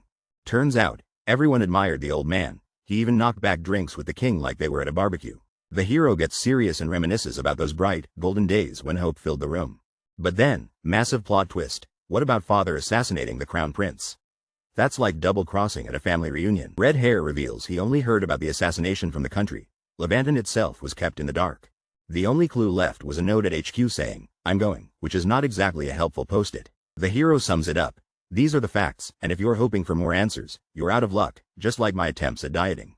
The hero remembers a tough past, realizing this moment feels just like before, full of mystery and hesitation. Someone important kept secrets, facing struggles alone, never letting anyone close enough to help. Memories hit hard. He recalls someone disappearing, leaving his mother deeply heartbroken and silent. He explains to the red-haired friend he doesn't want to see the old man as a villain, holding on to hope. The red-haired guy grins, suggesting they team up and chase answers as members of Levanten. The hero agrees, a spark of determination in their eyes, ready for an epic team-up. Suddenly, the red-haired friend asks Shun about his relationship with Lisi, turning up the heat. Shun admits Lisi just kind of pushed herself into his life. Relationships can be as confusing as calculus. Shun says he doesn't actually know Lisi very well, leaving everyone a little more curious. Turns out, Lisi is doing great in her fight now, she's come a long way from the days she struggled. The brown-haired hero senses chaos and confusion, wondering what is happening around him as tension rises. In a dark prison, a chained prisoner taunts the guards, laughing about being deprived of food and rest. The intense prisoner stares at the guards, accusing them of showing this country's ugliest side. Suddenly, one guard lashes out, calling the prisoner a terrorist, and the room explodes with energy. The prisoner laughs maniacally, swinging his arms wide and mocking the guard's words. A sinister grin spreads on the prisoner's face, glowing with eerie purple energy, ready for something big. Embracing the power, the prisoner vows to follow someone named Pharaoh-san forever as the energy surges. Bloodied but smiling, the prisoner makes his creepy loyalty clear, anything for Pharaoh-san. The building erupts with a huge explosion, it's more intense than my last birthday party. The orange-haired guy is shocked by this insane performance against an A- rank, but our main guy just looks confused. He remembers when Lisi couldn't even handle a blood wolf, and wonders just how much she's leveled up. Orange Hair starts grinning, thinking maybe Lisi is a master deceiver who's been hiding her true powers all along. Lisi charges in, looking epic, and now nobody believes she ever struggled with weak monsters. She's swinging like an S rank or higher. The challenger's attack lands, victory for Lisi. Talk about a glow up. Lisi stands tall while her opponent's on the floor, looking like she just unlocked extra DLC content. The boys are pumped, celebrating Lisi's win. Someone get this hero a trophy and maybe some confetti. Orange Hair looks deep in thought, realizing Lisi only registered one name. Is she hiding some secret identity? Clark Kent vibes, much. He suddenly turns serious, while the other guy looks worried. Did Lisi just become the main character, or what? Suddenly, chaos erupts in the city. A massive fire breaks out, proving this victory party might be way shorter than they planned. The city is in chaos as people sprint away in fear, but two determined heroes are heading straight into the action. The red-haired guy realizes this place might be the infamous underground prison where powerful people are locked away. They confirm it's the toughest prison around. Only the biggest villains get sent here, and something's seriously wrong. The brown-haired hero wonders if Carla and her crew messed things up again, but his friend suddenly charges up with glowing energy. In a flash of wind magic, the red-haired guy rockets into the sky, leaving even his friend stunned. He yells, "Let's go," because every fight is more fun when it's unexpected, especially if you get airtime. The brown-haired guy can't believe his friend just took flight. Wind magic's basically the ultimate Uber. He's forced to run behind, realizing he'll have to leave Lisi behind this time, but there's no stopping now. With a burst of purple energy, the brown-haired hero powers up, eyes set for battle, ready to turn the tide. He quickly figures out that his super kick move packs even more punch now. Guess leg day actually paid off. The red-haired guy charges forward, shouting for the dark-haired guy to keep up and follow his lead through a wave of energy. The dark-haired dude looks shocked as he follows the redhead, totally not ready for what's about to happen. Suddenly, a screen pops up saying, "Increase dragon level," and giant dragons appear, looking seriously angry. The group realizes their gear can't see the monsters' levels, which probably means these are ultra-dangerous error monsters. The redhead races ahead, yelling that there's tons of prey here. Those monsters better beware. Redhead laughs maniacally as the monsters appear, while the dark-haired guy seems to be regretting yesterday's bad decisions. Dragons keep spawning everywhere, and the heroes are starting to wonder if this is a monster sale. Buy one, get 3 free. The red-haired guy grins, saying this is super convenient, and fires up a blue energy attack. He faces off against a massive dragon, pumped up to fight again and again without slowing down. Suddenly, a blonde joins in, teasing Chan that it's unfair to hog all the fun. This battle just got even wilder. The blonde girl sits confidently on a beast, pointing her weapon right at the red-haired guy charging in. She flashes a sly smile, holding her blade like it's nothing while staring down her challengers. With a glint in her eyes, she mocks their enemies for underestimating her and the team. The brown-haired guy is super impressed, thinking, as expected of Eurasia, while the redhead is clearly stressed. Suddenly, a dragon swoops in and the brown-haired dude prepares to unleash his power, katana glowing bright. He explodes into action, slashing with everything he's got. He's clearly not losing this one. Wait, plot twist. The cut dragon splits in two, and the hero realizes this enemy can duplicate itself. The hero checks his power meter. He's almost out of EP but still determined to finish the fight. Screaming, "Kagetsuchi!" The brown-haired guy summons a massive wave of purple fire, turning up the heat. The red-haired friend jokes, "Not bad. You enchanted the flames so they wouldn't roast the city. Our barbecue plans are safe." Ast unleashes magic, but Shun is super impressed, thinking how Ast didn't destroy the city. If only my room survived like that after Legos. Shun faces an army of flying beasts, wondering how he's supposed to fight so many at once. Suddenly, Shun levels up, his power stat rockets, and he unlocks a brand new glitchy skill. The new, time acceleration, skill could mess with space-time. Shun wonders if using it is totally crazy. With no time to lose, Shun activates time acceleration, and blue energy erupts from his hands. Instantly, everything freezes. Even terrifying dragons hang motionless as Shun's world goes silent. Shun slices through the air, taking advantage of frozen time to get the jump on his enemies. A massive purple slash explodes across the dragon, energy cracking the beast open with Shun looking unstoppable. Ast and a blonde knight stare in shock, realizing Shun had secret powers hidden all along. As the dust settles, dragons keep coming from the blast zone. Is this the final round or just the warm-up? Carla steps up and tells the others to attack the source, taking charge like a boss in the middle of the street. Carla reminds the dark-haired hero about his father's mystery and motivates him to get all the answers he needs. The red-haired and dark-haired heroes charge off with swords, determined to uncover the truth, with the city burning behind them. They find a cave filled with menacing monsters and a glowing pool. This is definitely not your average swimming spot. With swords drawn, the duo encounters a mysterious enemy waiting for them among the glowing rocks. The heroes demand answers, asking the green-haired villain if he's the true mastermind behind the disaster. The villain turns, annoyed they've arrived so soon, apparently not even getting a coffee break. The red-haired hero realizes the villain has a connection to their former master, and even the main character's father. The dark-haired hero accuses the villain of being on Carla's side, but the villain denies it, bragging about not being a pushover. Giant flames erupt behind the villain as he reveals he got valuable info by trading lives. Looks like things just got spicy. Thanks to this mysterious flaming hand, the hardest part of the mission is basically finished. Flames burst behind Van Gale as he laughs, ready to face anyone daring enough to challenge an executive-class enemy like him. The fiery-haired hero steps up, serious and intense. He's got questions, but first, he's going to restrain Van Gale in record time. Van Gale smirks, lowering his sunglasses, mocking the hero's bold threat to capture him. Things are about to heat up. Van Gale stands tall, flames swirling, looking almost untouchable. He's not here for a friendly chat, and it shows. As fire explodes in every direction, Van Gale accepts the challenge, calling this the best entertainment he's had in any dimension. Van Gale's grin gets wider, daring the humans to impress him. Looks like this boss thinks he's the star of the show. With determination, the hero launches off the ground, sword glowing, aiming straight for Van Gale. Talk about rushing the stage. Van Gale's hand glows with red energy, stopping the attack as the hero's eyes go wide. This fight isn't going to be easy. The hero dives in with a full power swing, but Van Gale stands cool, blocking everything with burning energy. Someone skipped leg day, for sure. Van Gale laughs, complimenting the hero's fighting skills for a human, but he's clearly holding back. What will it take to surprise this guy? The red-haired adventurer hears he's an S rank and gets pumped, looking ready for anything. Suddenly, he bursts out, "You're a mage type." He looks shocked but actually super excited. Facing a new challenger, our S rank hero laughs out loud, itching to battle one-on-one with this mysterious enemy. His friend freaks out, wanting to fight side by side, but this guy just smiles, loving the thrill solo. Sorry, teamwork isn't happening. He admits the enemy's magic literally gave him chills, leaving his buddy confused. The blue-haired villain actually compliments him, saying not many stay this calm when facing his power. The S rank goes all bashful, joking around and almost blushing. "You keep saying that, I might get a big head." Both charge at each other, weapons clashing and full of energy, neither backing down even an inch. Their stares could melt steel, both clearly thinking, is this guy for real? Like a magical staring contest. The fight explodes with a massive swing, magic crackling everywhere, making even my editor wish he had insurance. The blue-haired warrior grins, gripping his sword tightly, impressed there's someone strong in this dimension worth fighting. He raises his sword over the red-haired fighter and declares that being taken seriously by him is a rare honor. Flames ignite around him as he announces he's finally going to get serious for the first time in ages.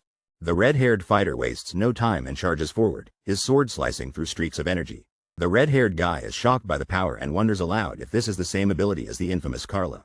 The blue-haired warrior scoffs, calling Carla's power pathetic compared to his own brand new flex. Our orange-haired hero proclaims he's the wind itself and that attacks simply can't hit him. Sounds breezy, right? Suddenly a tornado of energy sends him flying, and it looks like this wind is not in his favor today. The blue-haired guy laughs, watching as the red-haired hero dodges the storm of attacks flying everywhere. But the red-haired fighter won't back down. He leaps from above, ready to counter with his own epic move. The blue-haired guy explodes into the battlefield, launching a powerful attack straight at his orange-haired opponent with zero mercy. He stares down his enemy and smirks, calling him a slow turtle. Clearly, humility isn't on the menu today. Orange hair is sweating now, realizing this blue-haired dude isn't just some ordinary mage. He's out of his league.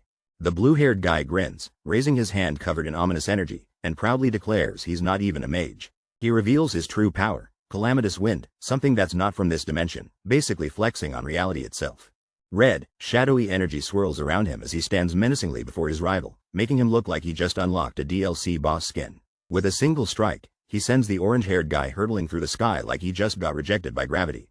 Blue hair steps up, calls the fight boring, and tells orange hair he's not even as tough as a Monday morning. The villain lifts his energy-charged weapon and taunts, telling his exhausted enemy to just drop dead and end the suspense. Suddenly, a new challenger enters, blocking the attack with a glowing sword, turning the tables in this battle into a real YouTube thumbnail. This guy charges in, sword blazing, but instantly realizes something is seriously wrong. His plan A just got absolutely destroyed. Suddenly, error skill alert. Dude unleashes black flame magic and crashes down, while his blue-haired enemy looks unfazed and ready to rumble. The blue-haired villain just laughs, saying he's met black flame magic users before, and this guy isn't impressing him one bit. Our hero tries to pump things up, but the opponent calls it weak, like, weaker than watered-down soda at a movie theater. Magic swirls, tension rises, but the blue-haired enemy just stands there yawning, asking if the hero's finished because he's getting bored. The hero powers up with his ultimate move, Secret Sword of Origin, igniting his blade with wild energy, but the opponent just watches, unimpressed. Blue hair literally yawns again, calling the hero's attack just another recycled move from someone named Pharaohs. The hero swings with everything, but blue hair shrugs him off, saying the power is totally inferior. Talk about a harsh teacher. With a flick of his wrist, the blue-haired enemy blasts the hero back, sending him tumbling like a bowling pin during Cosmic League night. As smoke clears, blue hair mocks the hero, saying he expected more backbone, but clearly, the hero's stuck at rookie rank. Shun is stunned by a force way stronger than anything Carla or the others could ever do. The blue-haired guy unleashes a deadly attack, ready to send Shun to the afterlife in one move. With a twisted grin, the blue-haired guy taunts, asking if Shun still wants to keep going. Shun digs deep, gripping his sword, vowing to find his father no matter what stands in his way. Even as Shun stares down insane power, he refuses to back off, determined to push through any strength. A mysterious glowing voice laughs, impressed that Shun is still fighting like he's got unlimited lives. The glowing voice reassures Shun, promising that he won't be allowed to die here. Guess it's not game over yet. Crazy twist. This mysterious voice explains they're using a time-stopping power, like Shun's, but way stronger. Shun glances up, eyes wide with shock, as golden light shines down, like he just found out school's cancelled. Time has completely stopped, and things are about to get seriously weird for Shun. Shun is frozen in a glowing circle, sword ready, as he stares down the approaching threat. A glowing figure appears in the sky, surrounded by symbols, and Shun recognizes them instantly. The mysterious figure calls out Shun, roasting him for leveling down since their last meeting. The figure brags that the curse has weakened, letting them mess with this world just a bit. Shun realizes there's barely any time to act and that things are even crazier than expected. The mysterious figure grins and points at Shun's forehead, impressed that Shun's catching on. Shun is told the secret to winning is inside his memories, and that the curse has almost lifted. Shun's memories flash back, showing a wild past scene with a beast, some heroes, and gratitude. Shun remembers wielding his sword to help his friends, feeling like an overworked babysitter. Shun's jaw drops as a crazy surge of energy jolts his body. He can barely believe what's happening right now. A mysterious glowing hand reaches down, telling Shun to lower his level, promising he'll be restored once the curse is gone. A powerful voice echoes, declaring Shun will become the strongest if he's willing to stand alone. The blue-haired rival senses something off, his hand trembling as an unfamiliar force sweeps into the room. Stunned, the rival suspects someone is bending time itself, spotting a shadowy figure behind him. Imagine if you could rewind homework deadlines. The white-haired Shun steps into the light, looking completely different. The rival freezes, recognizing that legendary form. Awestruck, Shun examines his hand, thinking back on his transformations and finally confronting this mysterious new appearance. Shun realizes the truth. He's taken the form of his previous life, and everything suddenly clicks for him. Purple energy bursts all around Shun, making him look unstoppable. Now that's what I call a real-life glow-up. The rival yells, demanding to know if Shun's crazy power is really what he thinks it is. Tension is off the charts. The white-haired hero finally understands that his wild memory flashes actually hold the key to his true power. With energy bursting everywhere, he leaps at the blue-haired villain, both ready for an insane showdown. The hero realizes in his last life, he was called someone who mastered swordsmanship to the peak, a sword saint. He unlocks his full potential, swinging his sword with unstoppable energy. Even the villain looks shook now. The blue-haired villain grits his teeth in pain after taking a direct hit from the sword saint. The hero, piecing things together, knows every memory so far has pointed to this epic battle. The villain admits it. He's actually impressed the hero could damage him. That's like finding a Wi-Fi signal in a cave. Blue hair explains his real trick is time acceleration, letting him literally cut through space itself, but it hurts him, too. The hero stands firm, confident, daring the villain to go all out. He's not backing down now. Blue hair grins wickedly, charging up even more power and ready to unleash a comeback attack that might break the world. The white-haired hero gets nailed by a barrage of glowing attacks, barely holding on but refusing to back down. He grits his teeth, realizing the sword saint's power is overwhelming and he's reaching his limit fast. Suddenly, our hero clashes blades with a green-haired rival, sparks flying as they fight for dominance. With a surge of energy, he unleashes the secret sword's second form, spinning purple energy in a wild arc. The green-haired villain counters with space-time severance, the ground itself shattering from the force. Smirking, the villain wonders when he last bled. Our hero interrupts, promising to restrain him right now. Sinister energy explodes around the villain, pulsing with ominous power as if he's about to go full supervillain. He reveals his goals complete. Destroying the city and taking out Carla's crew is all he needed. Talk about toxic teammates. A wall of fire crashes down, forcing our hero to kneel in shock as everything burns around him. Suddenly, a gigantic fiery phoenix screams into battle, filling the sky with flames and panic everywhere. The blue-haired villain smirks, saying bringing everyone this far was enough. Now, he's ready to really get started. The white-haired hero realizes his enemy was summoning something dangerous the entire time. He knows this is going to get ugly. Flaming meteors rain down, threatening to destroy the entire city while everyone is panicking like me during finals week. The blue-haired villain faces off with the hero, boasting that the city will instantly become a blazing inferno. Hovering above flames, the villain insults the city's people and hints at an even bigger plan to come. The white-haired hero and his red-haired friend look nervous as the villain promises they'll all turn to ash together. The white-haired hero clutches his side, feeling the backlash of his own powers. Things seriously are not looking good. Exhausted, both heroes struggle to stand. The villain laughs and assures them he'll destroy the city properly. Suddenly, a voice shouts, "I won't let you do that." Someone's about to throw down. The villain gets blasted with a glowing attack, turning his smirk into surprise. Plot twists hit harder than my mom's Wi-Fi router. Shun braces himself as a fiery explosion erupts nearby, locking eyes with his red-haired ally in shock. A blonde warrior princess steps forward, rolling her eyes like it's Monday and her coffee spilled. Seriously? Shun is stunned as the princess, Liza's, stands atop the wall with her cloaked squad, apologizing for being late. Liza's flashes a confident smile, explaining she had to gather everyone. Shun, totally confused, clutches his sword tighter. The squad faces off, filled with tense energy. Will this team up go viral, or fall flat like last year's TikTok dance challenge? Lightning crackles. A new challenger named Van San floats down, making his entrance more dramatic than a reality show reveal. Revealing her full name, Rizas Foa Araceros, the princess declares herself the first princess of the country. Talk about an epic flex. The dark-haired guy is shocked, while the orange-haired kid stares him down. Something crazy is definitely about to go down. This guy with blue hair is not impressed at all, just smirks and says, "So that's how it is." Dude looks like he eats drama for breakfast. The blonde girl drops a bomb. She knows all about the royal family's secret skills. And she's calling someone out. She boldly claims her special skill is rapid poison application. I guess she doesn't just cook, she cooks up danger. She wields a glowing blade oozing poison, warning her enemy their body will be corrupted and freedom lost. The blonde girl lifts her blade confidently, looking her foe straight in the eye, making it clear she's ready for battle. Facing off, she's ready for action, while her opponent admits this is the most exciting thing he's seen all day. Is this their idea of a fun weekend? The dark-haired guy, standing atop stone steps, realizes something is off about Lisi-san, and things just got serious. Lisi admits it. She's been keeping a secret all along, apologizing as the truth finally comes out. Red splatters fill the scene as Lisi reveals someone stole her identity and her brother's life, fueling her desperate search for answers. Shun hears shocking news that changes everything. Someone just revealed a huge secret about his past. Shun realizes the murdered crown prince is tied to him, and his mind starts racing with new connections. Standing on a cliff, Shun listens as the armored girl calls him wonderful, totally not what he expected. She smiles and reveals Shun risked everything to save her once. Dude's officially friend zone material or hero. Shun, clutching his fist, gets ready to reveal his true identity, even if it means he'll lose her trust forever. Drawing her dagger, the girl says maybe it's finally her turn to help, no matter what Shun thinks of her. Suddenly, she unleashes an insane torrent of green energy, leveling up so hard the sky practically turns radioactive. The girl, glowing with power, tells Shun she's taking charge this round. She's finally going to protect him. A cocky, blue-haired guy sneers at the challenge, ready to see if she's all talk or actually a big deal. He quickly regrets that attitude when green flames cover him and he's like, "This isn't a spa treatment I ordered." The green-haired guy just got hit with toxic sludge, but somehow he's still standing. He stares, defiant, like he expected this to happen. The blonde with the purple dagger smirks, announcing nobody escapes the royal family's deadly poison. Pretty sure even detergent can't scrub this off. The brown-haired guy looks panicked as clouds of poison swirl around. He realizes the blonde is flooding the whole battlefield with this toxic mess. The green-haired guy clenches his fist, trying to fight off the poison. Even with crazy determination, this stuff takes time to beat. That's commitment. Green-haired dude cracks a smile, annoyed by how hard everyone's trying. He's probably more bothered than when YouTube gives you mid-roll ads. Blonde warrior reveals she ditched everyone, coming to the battlefield herself just to hunt down pharaohs.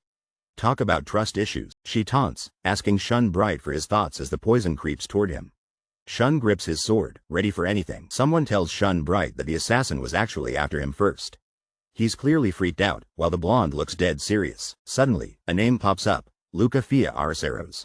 He was Precious family, meaning things just got way more personal. A flashback shows two kids escaping rules and adults, running through the woods as best friends. They only had each other to trust, some real Pixar vibes. Two kids sneak out of the castle, ready for secret adventures that even the royal guards couldn't stop. Escaping palace life, they reach a hill and see the city shining under the sunlight. This is what freedom looks like. Those moments together become irreplaceable memories, and you can see it in the princess' huge smile. But suddenly, the princess explodes, shouting at her father, "I can't accept this." That royal drama hits different. Facing the king, she demands answers. Why didn't he punish the one who hurt Luca? Why does her dad just stand there? The king says her anger makes sense but insists it's for the kingdom and the whole world.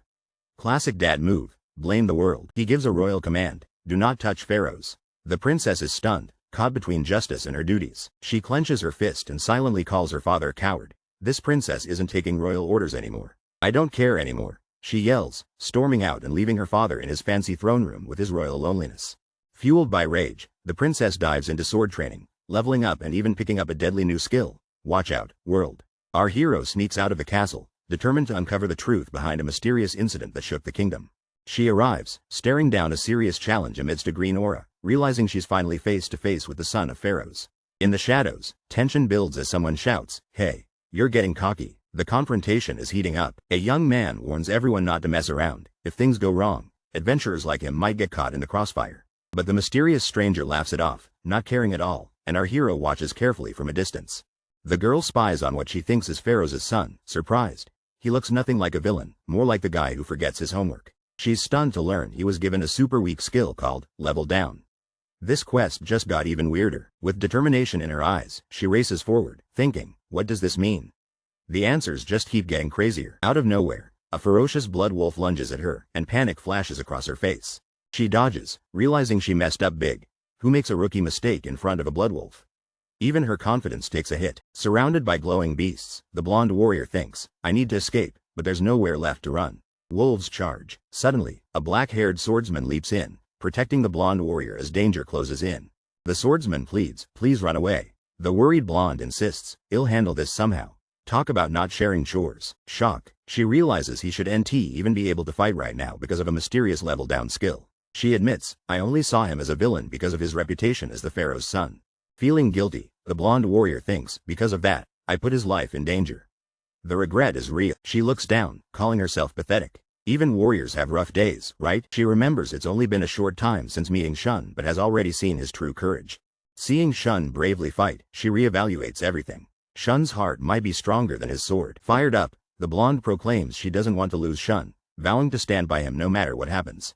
Shun stands in shock, his face battered and eyes wide as the tension hits its peak. Lisi admits to deceiving Shun, her voice trembling while a green mark stains her cheek. Lisi faces a mysterious, dark figure, determined to fight and settle her old debt once and for all. Shun calls out desperately to Lisi, his worry and confusion written all over his face. The villain powers up in a blast of red energy, clearly not someone who skips arm day at the gym. The villain's eyes burn with intensity as he taunts them, demanding if they truly plan to defeat him. Lisi fiercely declares she'll break through any opponent, even if everyone doubts a princess can win. The villain singles out Luca, ominously hinting that he's next on the list of targets. A wicked grin spreads across the villain's face as he promises to send them where the crown prince went. Shun leaps forward, desperately reaching out his hand to save someone before it's too late. Two warriors clash with intense energy, shocking everyone with their power levels. It's like they're fighting over the last slice of pizza. A blonde girl with green markings watches in horror, calling out to Shun, desperate to know why this is happening. Shun struggles, sweat dripping down, and says the reason for his actions is actually pretty simple. Shun powers up, confidently stating he can win because Reese is here, giving him the boost he needs. The girl asks, can you forgive someone like me? The guy stands silently, gripping his sword as tension fills the misty air. The guy responds, there's nothing to forgive or not forgive. The feeling of losing family is something I know too well. He's haunted by pain and memories. I understand it painfully well too, he admits, as light flares behind him. The guy apologizes for not noticing Reese's suffering, explaining he was only focused on finding his father.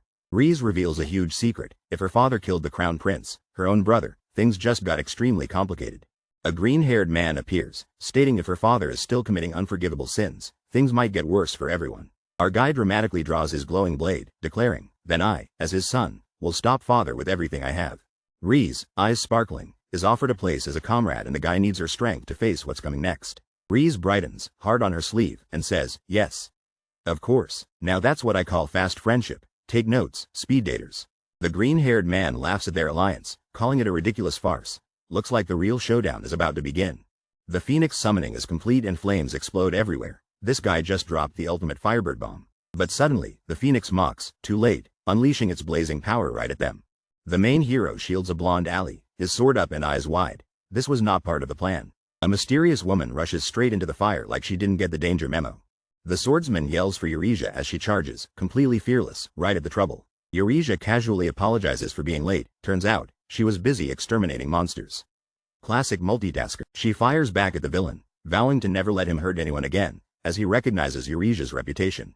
Euresia grins confidently, saying if Ast got beaten, her new opponent must be really skilled. Someone's fishing for compliments. Ast protests, I didn't lose. Euresia teases back, oh, I didn't say you lost. Smoothest comebacks and sliced bread. Euresia's eyes shine purple as she preps for a counterattack, ready to serve up all the payback this villain has earned. The main character and his team split up. Two go to fight a Firebird, while the others are left to handle a mysterious enemy. The hero, shocked, notices a girl with glowing purple energy, realizing his actions have inspired everyone to move forward. Scenes flash back to a brutal test for S-rank adventurers, where most people would have quit, but this guy just wouldn't stop. The rest of the team is totally pumped by the hero's determination. Honestly, it's more motivational than my old gym playlist. A confident woman teases Ast-chan holding a fireball, asking if he can keep going because she's not done yet. Ast-chan stares in awe, amazed the two are still standing and ready to fight after everything that just happened. The main character, battered but determined, swears to himself that he has to keep trying even harder. Suddenly, a massive purple aura explodes around the hero as he stands atop a cliff, sword in hand and ready for anything. He looks at his hands, totally shocked, asking himself what this new power even is and if he's about to level up. A rival explains, all medicine is poison, and nothing's without poison, what matters is the amount. Science class got way more epic. The dark-haired hero powers up, neon purple energy swirling around him, revealing poisons that actually boost physical strength. Talk about a wild side effect. The blonde warrior grins, energy crackling in her hands, asking if he can handle this surge of overflowing power. She's basically the hype coach. The hero smirks with confidence, admitting the blonde's skills are wild. He's totally ready for whatever's coming next. The blonde, still grinning, tells the hero to leave everything to her. Her power boost might actually save the day, or at least her manicure. Suddenly, a fierce woman announces, fight, and two new enemies step up, one literally on fire, no pressure. The red-haired guy with fire powers laughs, suggesting they team up to capture the hero. He's got teamwork on his mind, and fire in his hand. A massive flaming phoenix erupts onto the battlefield, blasting energy everywhere. Looks like even the villains are second-guessing their life choices. Blue-haired guy faces the onslaught of glowing orbs. Realizing this fight just leveled up, his sunglasses are working overtime. He adjusts his shades, staring down the chaos, convinced there's zero chance of victory. Confidence level, delusional or boss mode. He bursts out laughing like a Saturday cartoon villain, standing on a giant blade, pretty sure he practiced that pose in the mirror.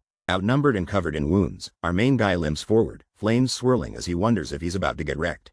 Suddenly, a blue-haired dude with shades taunts him, asking if the old man will finally show up to the party. The sword guy stands ready as a crack rips open the sky, purple light shattering reality itself. Purple lightning pulses as the mysterious crack grows wide. He knew someone had been hiding there all along. Then, a golden phoenix bursts out, everyone bracing for chaos as darkness and fire clash midair. The blue-haired challenger is blown back by a fierce energy wave. The sword guy still stands cool as ever. Flames blaze across the battlefield and the sword guy strides out, joined by a confident ally, while enemies drop like flies. A new voice complains, good grief. Did I really have to step in? Like he'd rather be watching TV or something. A massive shadow appears above the heroes. The world's most dramatic entrance just keeps escalating. Anyone else getting serious bonus boss vibes? An ominous voice declares the experiment only halfway done, as if things hadn't gotten wild enough already. Our hero looks shocked, demanding to know why his rival shows up right now, totally swaying the situation. Purple energy starts crackling as the mysterious figure reveals he is the founder of Levanton. Pretty dramatic reveal. The hero's eyes widen as he pieces it together. This is his father, the man he thought he'd never see again. The father's hand glows with epic power as he yells out, Pharaoh's Bright. Who needs family therapy when you've got superpowers? Shun faces his old rival, pulsing with a purple power, no longer the scared kid everyone doubted. The young swordsman braces himself, gripping the very sword given to him long ago by the man now threatening him. Shun's rival scoffs, calling him out for still holding onto his old weapon, clearly unimpressed by nostalgia. The swordsman shouts with desperation, demanding to know why his rival destroyed all the adventurers in their path. The rival barely reacts, casually asking if that's really the issue here, almost bored despite the chaos. Floating into the sky, the rival claims anyone on the ground were pests, obliterated just because they were in his way. With a cold glare, he says sweeping them aside was nothing personal, just part of the job, like taking out the trash. The swordsman stares in shock, totally confused, probably wishing he'd just gone for pizza instead. A fierce blonde readies her power, teeth clenched, determined to face this overwhelming threat with her partner. Channeling green energy, the blonde heroine calls on Pharaohs, showing it's finally time for her to unleash her full strength. The dark-haired guy charges up with wild purple energy, while the blonde warrior freezes in shock, like she just saw her favorite show get cancelled. Blondie jumps in and yells, begging to stop the madness. She warns everyone, "You'll be killed if you go through with this." The mysterious floating man calls out Princess Rhesus, saying she still wants revenge for the crown prince's death from 10 years ago. The girl with the green markings clenches her fist, calling the situation troublesome, as the tension starts to boil over. Red-haired Ast faces the shadowy figure and questions if he's really old man Pharaohs, shocked that he's changed so much in 10 years. The serious guy recognizes Ast, noting how he's become an S-rank adventurer, finally achieving his big wish. Ast grins and thanks him for all the tough training, clearly proud, like he just passed the world's hardest video game. The destroyed ruins of Windsor City lie in the distance as questions fly. You destroyed everything. What do you even want now? A blue-haired villain stands atop jagged rocks, bragging that his only goal was to experiment with error monsters in this world. An enormous phoenix, impaled by swords, lies defeated among the ruins. Even legendary creatures are powerless in this nightmare dimension. Van warns that the city will be burned down, but the older man barely flinches. Just another day with these wild threats. The younger guy looks at his father and with shaky courage, he asks for the truth behind everything. Staring down at his son, the father is questioned. Why did he try to wipe out every monster to save people? The father floats above, revealing everything he did was to remake this world into something new. The son is totally mind blown. Remake the world? That's not your usual dad talk, is it? Blue-haired Van laughs, saying people hate this country so much, he gave them power. They better remember who's in charge. The father clutches his chest, admitting the people's hatred runs deep, enough that they'll risk their lives for change. Flashback to a noble sacrifice. Carla and others made the experiment succeed, all for this crazy plan. The father steels himself, repeating, "I must be grateful," but you can see the doubts in his eyes. The blonde girl jumps in, accusing someone of manipulating people with sweet words and turning them into terrorists. Out of nowhere, Luca faces Princess Rhesus with a serious look. Things just got way more intense than expected. Luca tightens his bandaged fist, thinking how everyone's destiny depends on what skills they're born with. This world really needs an update. Princess Rhesus stands tall, green marks on her face, blaming the royal family's neglect for all the chaos around them. Luca's glare sharpens. He blames this broken system for people like Carla being created. He's not here to play games. Rhesus, gripping her dagger, confronts Luca directly. "Did you really have to kill my brother?" Talk about family drama. Luca's eyes burn with resolve. "I told you before, everything I'm doing is to remake the world." He's basically rebooting humanity. Rhesus can't believe Luca's reasons. Behind her, Euresia shouts, "No, Rhesus. Can't you see the power gap here?" Floating above the ground, Luca tells Euresia to step aside. Meanwhile, someone jokes Euresia seems too calm for all this magic. Euresia nods, thanking Pharaohs for teaching her how to survive as an adventurer. Apparently, killing monsters isn't just about XP. Luca floats majestically, and Euresia remembers his advice. "Don't be swayed by emotions," she says. "If only my Wi-Fi was this reliable." The dark-cloaked man stands firm, telling everyone resistance is pointless and trying to make them surrender right now. He tries to tempt them with a crazy offer, follow him and get ultimate world power, just like Carla and the others. The red-haired swordsman laughs, refusing to betray his sister even for all the power in the world. The blonde warrior steps up, determined not to let the villain commit any more sins, sword ready for battle. Shun, holding his glowing sword, finally understands the truth. His enemy is no longer his father but Pharaohs Bright. Pharaohs stands alone in the light, shrouded by shadows, as Shun calls him out for changing too much. Pharaohs stares them down, dead serious, asking what they'll do if they won't surrender. Awkward job interview vibes. Anyone? Shun gets ready to fight, declaring he'll use force to stop Pharaohs once and for all. The red-haired ally grins, saying he'll help Shun. His plan is to punch the old man back to his senses. The team rallies together, saying if they all attack at once, even Pharaohs doesn't stand a chance. Negotiations just failed and our hero turns his back, looking determined and a little dramatic about it. He calmly grabs his blade, as if saying, if talking won't work, maybe this cool-looking weapon will. Our hero bursts into action, eyes blazing, swinging his sword like he's in a high-stakes anime tournament. He unleashes the secret sword's third form. If only my homework had 3 forms, I'd finally pass math. The earth-splitting slash destroys everything in its path, blasting rocks and showing everyone he really means business. The main hero blocks a massive, glowing attack, his sword shaking. He yells in disbelief as the energy pushes him to his limits. Sweat drips down the hero's face. He can't believe the insane strength he's facing, thinking this might actually be the end for him. Suddenly, a mysterious figure stands tall as the ground cracks around the struggling hero, showing just who's in charge here. The intimidating man looks down and scoffs, saying this is all the hero has to offer, totally unimpressed. But then, a fire-powered guy bursts in with a blazing entrance, shouting it's too soon to declare victory. Never count out Team Hothead. The brooding man calls the flashy attack useless and gets ready to counter, barely breaking a sweat. Out of nowhere, Fire Guy and a blonde mage dive in together, launching a coordinated double assault. The villain just smirks, like he's seen this before. The blonde mage shouts, correct, revealing they've figured out his trick. The villain's confidence might need magic insurance. A massive firestorm erupts, engulfing their enemy as both heroes unleash everything in an epic combo attack. Despite the blast, the Dark Warrior stands firm, congratulating their teamwork and admitting they've actually gotten stronger. The shadowy figure mocks the group's attack, calling it simple and barely worth dodging. Purple energy explodes everywhere. The villain taunts, asking if anyone really thought he couldn't predict such a basic move. The Dark Swordsman stands ready, glowing with power, while his fiery challenger charges up from behind like he's prepping for the ultimate comeback. The red-haired adventurer calls out the Dark Swordsman, admitting he's stronger, but drops a reminder, they're S rank now. His hand glows bright as he boasts that no matter how strong this guy is, they're still not outmatched. With insane energy, the S rank blasts a massive attack straight at the swordsman. That's hotter than my last attempt at cooking ramen. The swordsman scoffs, calling the attack ridiculous as he easily blocks, totally unfazed. Suddenly, a blonde adventurer strikes with glowing pink energy, catching the swordsman by surprise in a split-second twist. She teases the swordsman for letting his guard down, joking about the world's strongest swordsman falling for their trick. Calmly turning, the swordsman reveals he knows it's all just another illusion, calling out how they teamed up for a sneak attack. The blonde girl smirks, telling the enemy she'd rather dodge magic than take it with her bare body. That's honestly just common sense. The red-haired guy unleashes a massive blast, sending the blonde girl flying backward as the battlefield erupts in flames and energy. The red-haired guy grins confidently, sweat dripping down as he readies himself for the next round of this epic brawl. A mysterious swordsman in dark armor appears, oozing power, shadows swirling behind him. This is definitely their toughest opponent yet. The red-haired guy laughs nervously, realizing the swordsman is completely uninjured.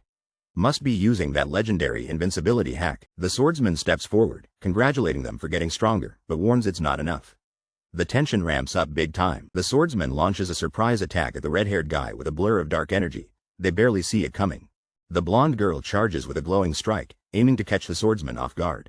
These teammates don't quit, even when outmatched. The red-haired guy and the blonde girl get smashed with a cursed attack, one's biting his lip, the other's fighting to stay conscious. The swordsman powers up, declaring the curse doesn't work on him. This boss is basically sponsored by plot armor. Two S-rank adventurers just lost, and everyone is freaking out. No one can believe it actually happened. The villain taunts Shun Bright, casually reminding him there's a massive gap in power. What's he going to do now? Shun is forced to pick.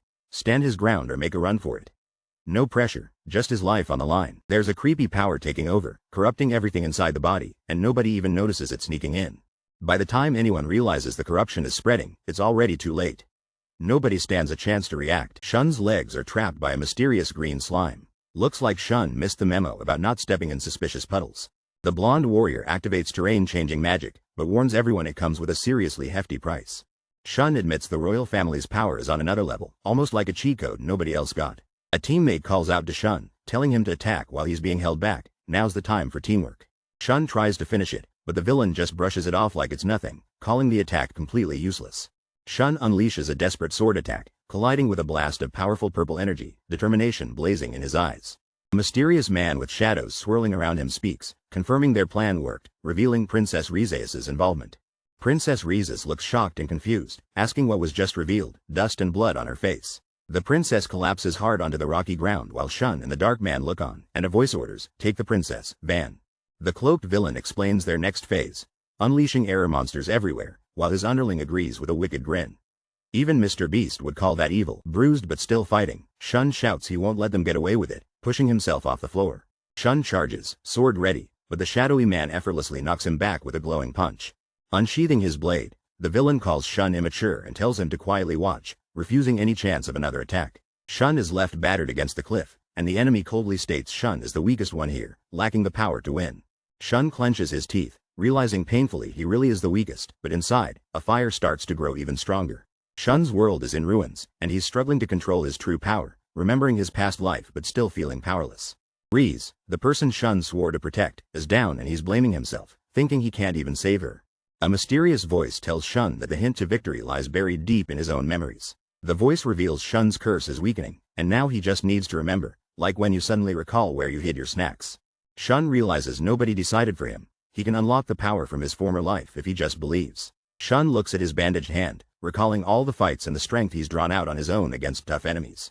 Reese remembers how strong-willed Shun is, admitting she doesn't want to lose someone so genuine, no matter what happens. Shun thinks it's okay to be weak, even to be laughed at, as long as he keeps trying for those he cares about. His resolve fires up. If he can make others happy, especially Reese, then that's literally all he needs today. That's right, Shun shouts in a blazing aura. No matter how bad things look, he's not giving up now. The silent hero locks eyes with the blue-haired guy, both instantly sensing tension that's thicker than my wallet after a YouTube giveaway. From the shadows, a mysterious figure approaches, and the blue-haired guy calls out, looking way too relaxed for this showdown. Darkness crackles on his hand as someone realizes something powerful is waking up, and this battle just leveled up dramatically. The legendary Shun Bright, the original sword saint, steps forward with a stare so intense, it could cut diamonds. Who needs a sword? Shun stands determined, realizing he's finally reached a turning point in his journey. Shun admits he finally understands why his power was sealed, linking it to the evil lord creating error monsters. Shun suspects the evil lord didn't want his power used in any future, not even after reincarnation. The man in black brings up the divine shadow style, reminding Shun he created it 2,000 years ago. We see a memory of invincible fighting style, now with wild purple energy everywhere, spreading even with the original sealed. Shun confidently states that there's a good reason why the evil lord is terrified of the divine shadow style. Suddenly, a blue-haired dude crashes the moment, warning Shun not to cause any more trouble and laughing like he rehearsed in the mirror. Blue-haired guy shouts he'll finish Shun off in one go, looking way too confident for someone about to get wrecked. Shun calmly draws his sword, announcing the divine shadow style, secret sword first form. Both unleash their ultimate moves, true Kagutsuchi igniting the scene. Okay, who needs fireworks with these guys battling? The blue-haired guy stands surrounded by fire, grinning like he's about to win $1 million with one crazy move. He's powering up, flames swirling everywhere, and the crowd can't believe how much stronger he's gotten since last time. The white-haired warrior looks on, realizing everyone's gotten insanely strong, like somebody just turned up the difficulty to nightmare mode. The guy in the scarf studies his competition and mutters about the monster family, but he's ready to show he hasn't been slacking off. He tightens his grip on his weapon, determined to take things seriously and maybe finally get those six-pack abs from training. With confidence, the scarfed fighter declares he's coming for victory, channeling all his training into this one moment. The white-haired Shun Bright stands tall, ready for the showdown as the sun sets dramatically behind him. The action explodes. Shun meets the challenger's attack head-on, sword against scythe, neither willing to back down an inch. Face to face, their weapons clash in an epic standoff. Eyes locked like it's the anime version of an intense staring contest. Purple energy flashes as Shun unleashes a massive attack, sending shockwaves through the battlefield, and earning himself some serious style points. Two swordsmen clash. Energy explodes, sending shockwaves. The white-haired fighter barely blocks the massive attack. This is getting intense. The white-haired guy dodges and weaves, slicing through attacks with unreal reflexes. He looks seriously determined, like he just can't give up. The red-haired and blonde spectators watch in disbelief. Evenly matched. No, that's wrong. Something epic is about to happen. The dark swordsman analyzes the fight, realizing there's a huge difference in strength, not just skill. At this rate, Shun-kun will. Shun Bright clutches his chest, reminding himself his current body is frail compared to the past. His stamina is fading fast. The dark swordsman taunts, standing tall. What will you do, Shun Bright? You can't win like this. You knew that before the fight started. Shun Bright's expression grows serious, determination blazing in his red eyes. He's not backing down, no matter the odds. The spectators are shocked. What? Have you given up? No one can predict what Shun's about to do. Maybe it's nap time? The dark swordsman realizes Shun switched to zero form, a legendary style without a sword, apparently lost to time. Shun Bright calmly replies, yeah, 2,000 years ago, it was the form I specialized in. Ancient skills are back for a serious comeback. The dark-haired warrior grins, challenging the silver-haired fighter about their massive difference in strength. Faces inches apart, both glare with pure determination, promising to push each other to the limit. The silver-haired fighter dashes forward, launching the showdown, while his opponent stands tall, ready and confident. With a wild swing, the silver-haired fighter attacks, but his opponent barely flinches. Looks like someone skipped arm day. The dark-haired man calmly analyzes, realizing the silver-haired fighter moves light as a feather to conserve stamina. This move is actually an ancient skill. The divine shadow style, totally wiped from memory by an evil lord. It's the strongest fighting style ever, lost for so long, nobody else can use it now, not even the gym bros. The Zero form of Divine Shadow style is the Og move, created by the legendary Sword Saint himself. By watching every breath, glance, and muscle twitch, the silver-haired fighter spots the perfect opening to counter. He conquers every fear, charging in with a weightless body to unleash the ultimate attack on his stunned rival. Shun goes all out, launching a supreme combat technique that only legends are supposed to pull off. Both fighters clash with insane power, leaving one catching his breath and seriously questioning life choices. The fiery guy laughs in disbelief while the blonde is just stunned, like, wait, he's doing this with no sword? Under the blazing sun, Shun stands tall. His opponent admits, you really aren't ordinary. The older fighter calmly analyzes Shun's form, revealing the strategy of a true sword saint. Shun admits the sword he received is totally worn out, fighting now with pure skill and guts. The old man's like, yeah, if you stuck with that beat-up sword you would have lost so fast it's almost funny. Suddenly, a dark aura explodes around the older fighter. He's powering up, and nothing about this looks friendly. He warns Shun, your Zero form's cool, but you've got weaknesses and I've spotted all of them. Shun is unfazed, facing waves of dark energy, but his opponent warns him not to think he'll win without a sword. The dark-haired fighter yells out Shun Bright, as purple energy swirls around him, facing off with a white-haired rival burning with red power. Their collision unleashes a massive explosion, lighting up the whole arena like someone tried to microwave a burrito wrapped in tinfoil.